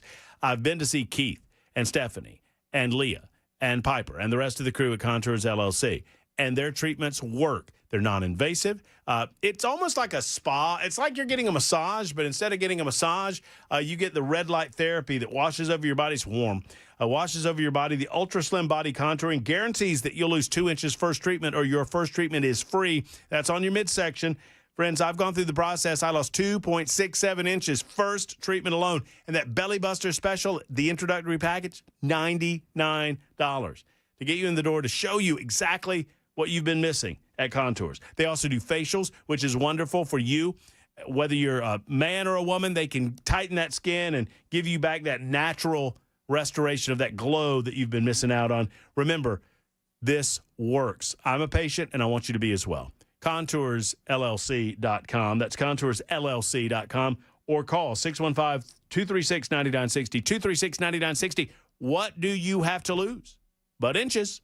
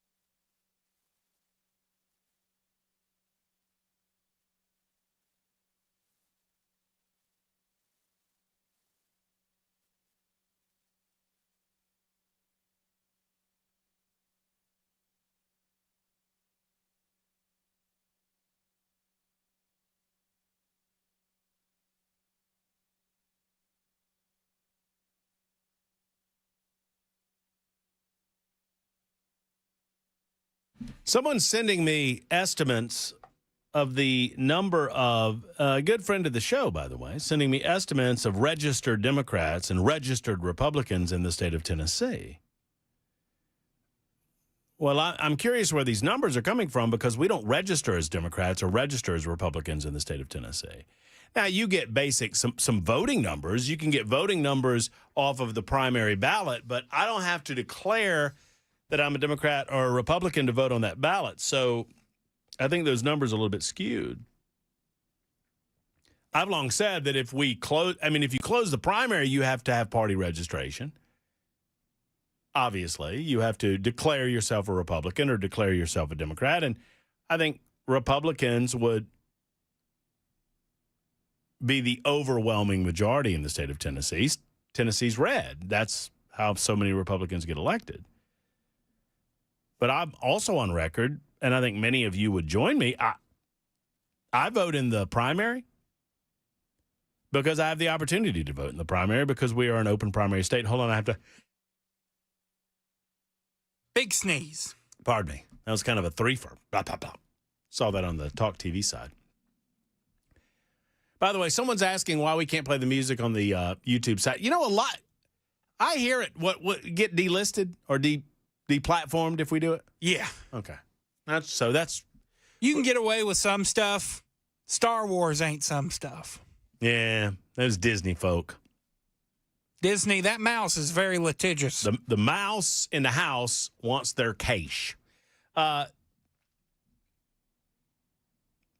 if we were to close the primaries, which, you know what, it's not my party, not my club. I don't belong to the club. I don't belong to any club that would have me as a member. So if the Republicans or the Democrats want to close up their primaries and force party registration prior to being able to vote in the primaries, I'm fine with that. I would no longer vote in the primaries. I would vote in the general election. And I assume that I would be voting mostly for Republicans. 35% of voters in Tennessee voted for Kamala Harris in 2024, not as red as you. Well, that's pretty red. I mean, I think if you get a 2/3 majority in any state, that is an incredible majority. You're going to get you get 30% of anybody saying anything nowadays. Now, I think that's a pretty solid majority in the state of Tennessee. I mean, tell me who's redder. I mean, I don't. Maybe there's a state that is more red than ours. I don't know necessarily what it would be. 615-737-9986. Brandon is next up. Hey, Brandon. Hey, Matt. Just curious. I've heard that if you are voting in the Davidson County primary this cycle, that you do have to declare whether you are Democratic or Republican. Just what I've heard. You can fact check me on that. But also, my biggest question is, if you look at the ballot ticket, why is there no Republican options on anything for the Davidson County primary? That's a good question I think Jason Weekly is no longer the head of the Davidson County GOP. I think that he had to leave for personal reasons and someone else took over that role. And I don't know the new person that took over the role, but it's a good question that I've been asked on a couple of occasions why they didn't work to find candidates to fill out the ballot, at very least just to show up. But, yeah, you're right. If you look at the Davidson County primary ballot, there's simply no candidates that qualified in the Republican Party. None. Crazy. That's all I was really curious about. I appreciate your time, Matt. Thank you very much. Yeah, I wish I had an answer for you. I don't, as to why that is. Montgomery County has a special election tomorrow. Well, thank you for letting me know. 2644 writes in and says, in Rutherford County, you have to declare a party to vote. In Rutherford County, well, and I think this is applicable to every county in this state. If you vote in a primary, you have to tell them which primary you're voting in, and you have to write your name down in that primary. You don't have to declare that you don't have to register to be a member of that political party. In other words, 2644, I don't declare any political affiliation, and I vote in the Republican primary. So tell me how that is. But I could also, if you vote in the Republican primary right now in a local election cycle on August 6th, if you so desire in the state of Tennessee, I'm not angry at you, 26. I don't want my tone to belie the commentary. I think it's a good conversation. You're not declaring a political party. You're just picking a ballot. You have to pick a ballot. You have to decide. You can't vote in both. So you just have to decide which one you're voting in. You're not declaring that you're a Republican. You're just saying where you're voting. So I am a small L libertarian. And if they forced party registration on me, in other words, if we became a closed primary state where only registered Republicans voted in the Republican primary and registered Democrats voted in the Democrat primary, I would not register as a Republican, and therefore I would not vote in the primaries. I would not be allowed to do so. Right now, I don't have to register at all, and I can vote in any primary I want. So if I have voted since I came to the state of Tennessee, every political primary that I've been here, I have voted as a Republican. But if I so desired, come August, in Murray County, in my new home district, if I wanted to vote in the Democrat primary, I could pick a Democrat ballot and I could vote in the Democrat primary. So that is not party registration. That is an open ability to vote in any primary. But you have to declare the primary that you're voting in. So, I mean, in every county, if you walk into a primary, they're going to say, do you want a Republican ballot or a Democrat ballot? They're not asking you whether you're a Republican or a Democrat. They're asking you which ballot you want. That's different than closed primary voting. In closed primary voting, you have to pre-register as a Republican, and they will look up your name on a list. And if your name is not on that pre-registration, you don't get to vote in the primary, which is the way a lot of people want to do it, because there is a belief that there's a lot of party crossover voting where a lot of Democrats are infecting Republican primaries with some of their rhino candidates. That's their words, not mine. I don't use the term. 33 after the hour. Super Talk 99.7. W10.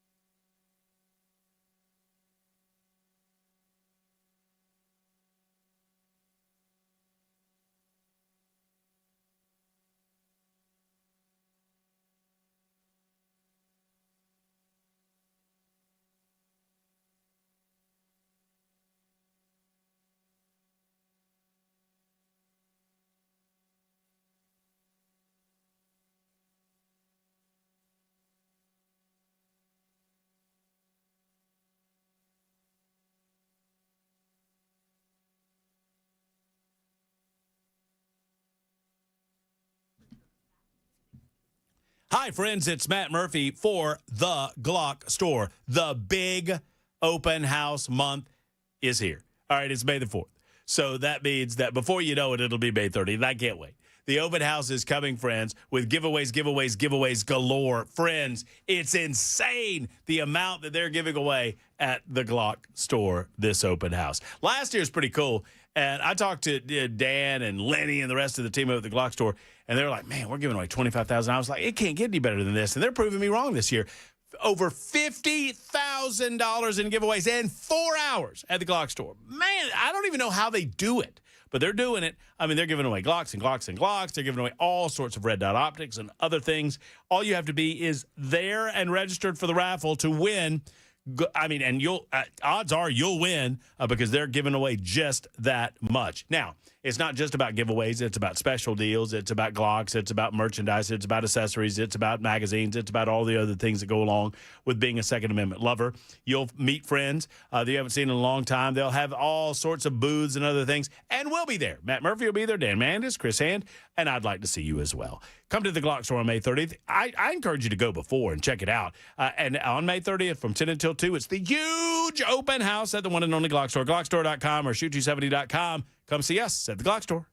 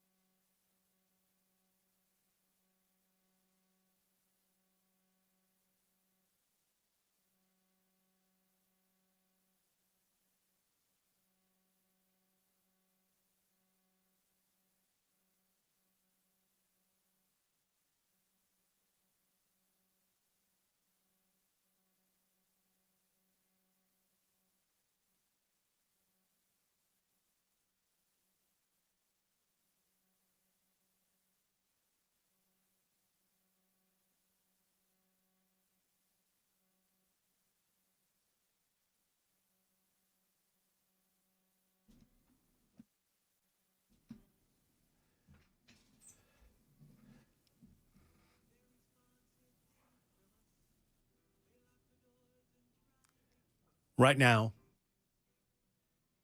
all of you YouTube viewers are wondering why I'm sitting here in silence. All I can tell you is you get the benefit of seeing this beautiful face. Hello, hi. And the radio listeners get the benefit of listening to the mellifluous tones of Weird Al. I'm now being called racist.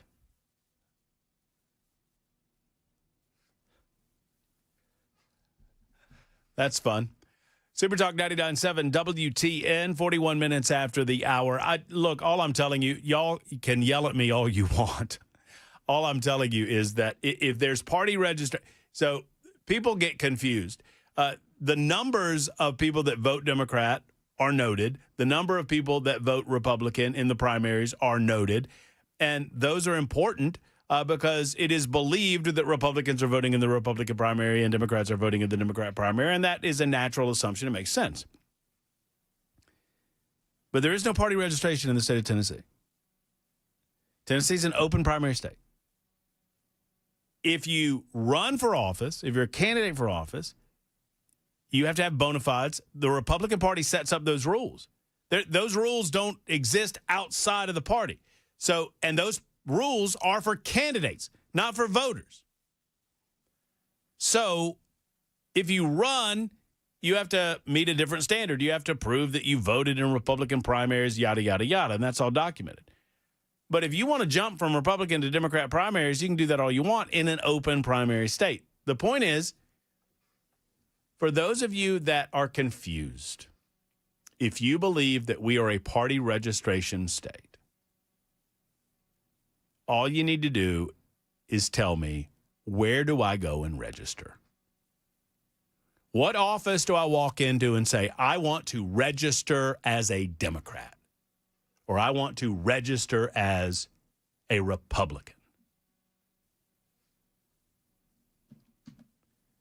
2805 says, that's not true, Matt. That's not true, Matt. And Sumner County, when they have elections, if you're not a Republican, you can't vote. No, that's not true. That's just, I don't know what to tell you.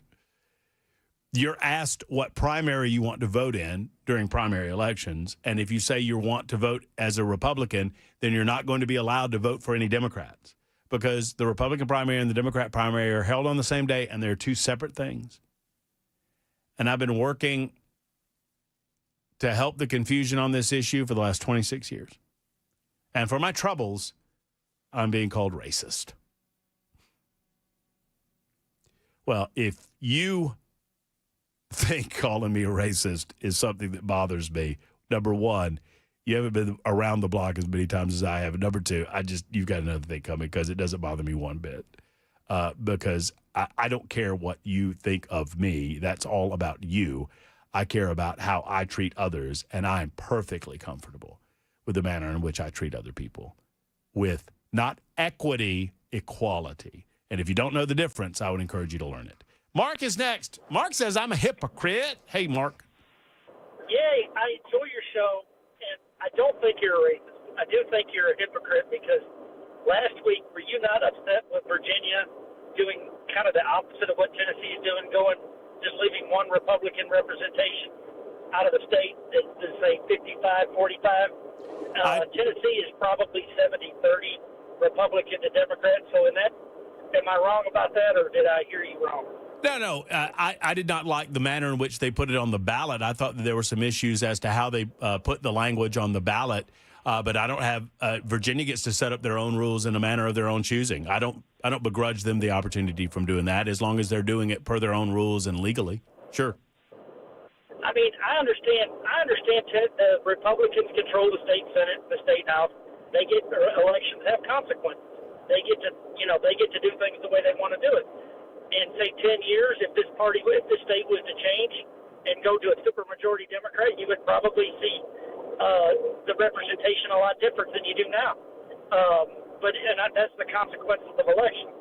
But I could have swore that maybe you were upset about what Virginia did, and I really don't see much difference in what Virginia did and what Tennessee is trying to do, or Texas did, or Florida's wanting to do, or Illinois, or New Hampshire, or Massachusetts, or Connecticut, or Delaware, or all of those northeastern states that have 35% Republicans in them and have zero representation in Congress. Yes. Hey, I'm all for, if you're going to, I just say if it's good for one, it should be good for all. And I do like what the states that have elections to decide it, instead of letting I do like that Virginia at least voted on it. I think that Tennessee should allow us to vote on it before they do it, just to let the people speak. And if they speak for that they want it redistricted like you're talking about, then more power to it. But I think the people should be able to make that decision, not the Senate or the state Senate or state House, or both. Well, I mean, and Mark, I get it. I understand. I mean, I find it interesting when we have these discussions, and I'm not judging you on this front, but it's an observation that oftentimes when people don't like that certain things are happening, they start demanding that we get a direct vote on it. But we do vote on it. We vote on our representatives, and the representatives are designed to go to the General Assembly and represent the people of the state in mass, and that's just kind of how it works. So on certain things in certain states, they leave it up to ballot initiative or they leave it up to the individual people. Virginia was that way, but my frustration with Virginia, I did not believe that it was reflective of a state that's 6'5". You could make the argument that I should feel the same way about the Tennessee. And by the way, last week I was arguing that this would be a bad idea because I don't necessarily believe that it's going to lead to the outcome that they want it to lead to. And I just point to the numbers. If you heard me last week, I was crunching numbers on this, and I don't know how you turn a plus 23 Democrat district into a plus 5 Republican district without putting other Republican districts at risk. So I think it's a bad idea based on math. Well, I mean, to me, I think Tennessee is already heavily doing what they're doing their part. I mean, is it 10-1 or 9-1? It's we have 9 congressmen. There's 8 Republicans and 1 Democrat. 8 to 1. To me, that's like, okay, we're doing our part. They're doing their part for the for Republicans. And if you want to take away that one, then that means that the Democrats, say if it's 30% of the population is Democrat in the state, they're getting no representation at all. Absolutely none at all. Well, but I don't look at these things as right or wrong. I look at these things as legal or illegal. And I can tell you I can offer you my personal opinion. It's not a matter of whether it's right or wrong. Is it representative of the desires of the people in the individual state? I can have observations on that. And, and maybe occasionally I won't deny that I perhaps will use language like, oh, well, that doesn't seem right to me or whatever. But it's certainly it's up to a court to decide whether or not what Virginia did was legal. What California has done is legal. What Texas has done is legal. Whether it's right or wrong, I mean, those who have the power make the rules, right? So, I mean, elections have consequences. Right. Very true. Right. Can I ask you one more question? Yeah, sure. You think you're going to have the governor next week? I'm hoping to get. Well, I've had conversations about getting him this week, and I'm hoping we get him this week at some point. Can you ask him one question? Okay. And I don't. This is the main reason why I don't like Governor Lee. He has not kept up with the growth of this state with our infrastructure. He is completely, in 8 years, the man has neglected this. Actually, the last couple of governors, but Governor Lee has not done anything to really help alleviate the growth. They've known for years that Middle Tennessee or Tennessee was growing. They knew 20 years ago that we were going to have a population boom. They had demographics that were telling them that, and they have not. I get it. They balanced their budget. That's great. But they have not spent the money. It's going to cost more now to widen these roads up to where they need to than it would have, say, 15 years ago. And by kicking the can down the road, they're going to make a bigger bill for future residents. To be able to I'm sitting here in traffic on I-65 right now, going 20 miles an hour north of town, and this road should have been wide. I mean, this road. They're working on that north of town on 65, aren't they? I know, but it should have been done 20 years ago, and it's a 5-year project that they're working on that should have started 20 years ago, and I don't. And Governor Lee really hasn't. I mean, well, and I'm not here to defend Bill Lee. He can defend himself, but I mean, he did spearhead the the choice lane. Are you familiar with the choice lane? Yes, and I got another argument for him. I don't know if you know who Lamar Alexander is and was. I mean, when he was governor, former senator. He set up a great program in the 80s, and that's what our gas tax is for, is to take care of these roads. And it has grown as the population has grown. That gas tax has grown. Okay, I'd like to know the accountability of that gas tax. Why we haven't had more of these interstates widened. If you look at some in Kentucky, if you just take Kentucky, 65. Once you get to Franklin, Kentucky, to Louisville. It's 6 lanes wide. It's a beautiful drive. Okay, it took them 4 or 5 years to do that, but it was a great investment. They're in the process of doing I-75 from the Tennessee line to do it. Georgia has got I-75 from the Tennessee line all the way down to Florida. It's 6 lanes wide. I-90, these states around us, they're making those investments. Well, but I-40, Mark, I mean, I-40 needs to be going. do you know how much in debt Georgia is right now? I'm just saying they're. Wait a they're minute. crap. No, not just saying. I mean, doesn't that matter though? I mean, I'm Okay, I would be more worried about where they're putting. I think I'd like to have some explanation of where that gas tax is going. Why we no, that's doing fair. projects It's like that. perfectly fair. It's a good conversation to have somewhere down the road. Well, I mean, I'd like if you could ask the governor about that. Yeah. I'd really like it because I don't think he's done very much at all. You don't believe that? So the question would be, Governor, would you please explain to us in your 8 years in office what your emphasis on infrastructure investment? What specifically have you invested in Tennessee infrastructure? Yeah, I mean, I would just like to hear that because that's a question that you don't get people. Everybody wants to kick the can down the road on that, and every year it just gets more expensive to do what these other states around us are doing. Okay, Kentucky's got a balanced budget, and they're doing it. Okay, I don't know how they're in debt, but I know that they had a balanced budget the last 2 years. Okay, and they're widening I-75. I-40. If you're familiar, I think I've talked to you about this before. But from Jackson to Memphis on I-40, that's a freaking nightmare. The congestion on that road. By the way, Kentucky is $19.5 billion in debt. That's what the debt that they're carrying. Okay. No. I'm just telling you, as of 2025, Kentucky is $19.5 billion in debt, $13,200 per taxpayer. I was listening to a Paducah radio station. It's a conservative station. Said that they had a balanced budget last year. That's all I had to go by. Well, no, they balance their budget, but they borrow money. They loan themselves money. I'm just I know it's a lengthier conversation, and I enjoy having it. I got to scoot, but Mark, call me back anytime and listen. I appreciate the conversation, and I think it's important to understand where we are, and I understand the frustration with infrastructure. I clearly get it. I experience it every day that I drive home. So I'm not against that conversation. And frankly, I don't know that the governor has done everything that he could do to invest in the infrastructure projects that are necessary to keep Tennessee moving in the appropriate fashion. I do know that we are less indebted as a state than just about any other state in the union. I think I have that right. And that's not me trying to defend the government. That's me defending the state. 54 after the hour. I've got to defend a break. And Jackson, we're not what? I got to talk to you about movies in a second on Super Talk 997 WGN.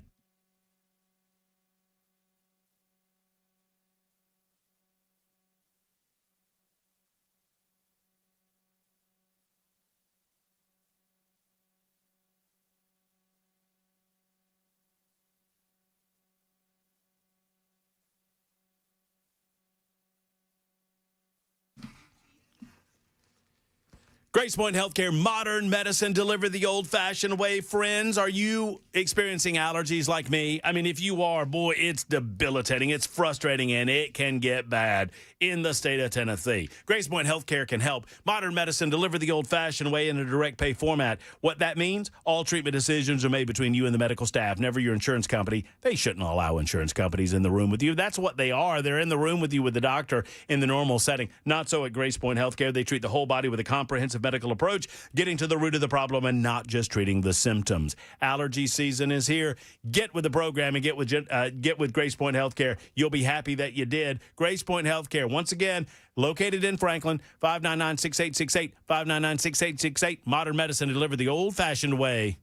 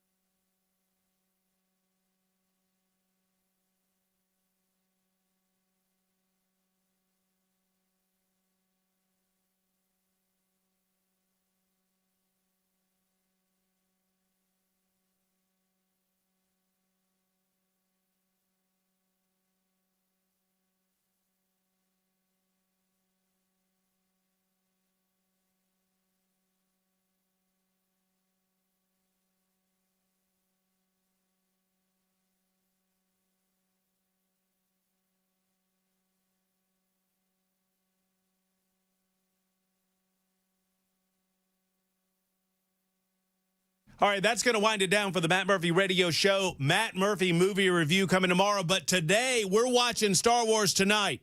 We're watching Rise of Skywalker tonight. Me and you, Jackson. Yes, so we are postponing The Other Guys and Pulp Fiction for next week. That will be next Monday's show. There we go. And that is all we got. That's what we like to hear. So y'all watch it with us, and we'll give you a full-throated review tomorrow. Until then, have a wonderful evening. Hug your loved ones. So long, everybody.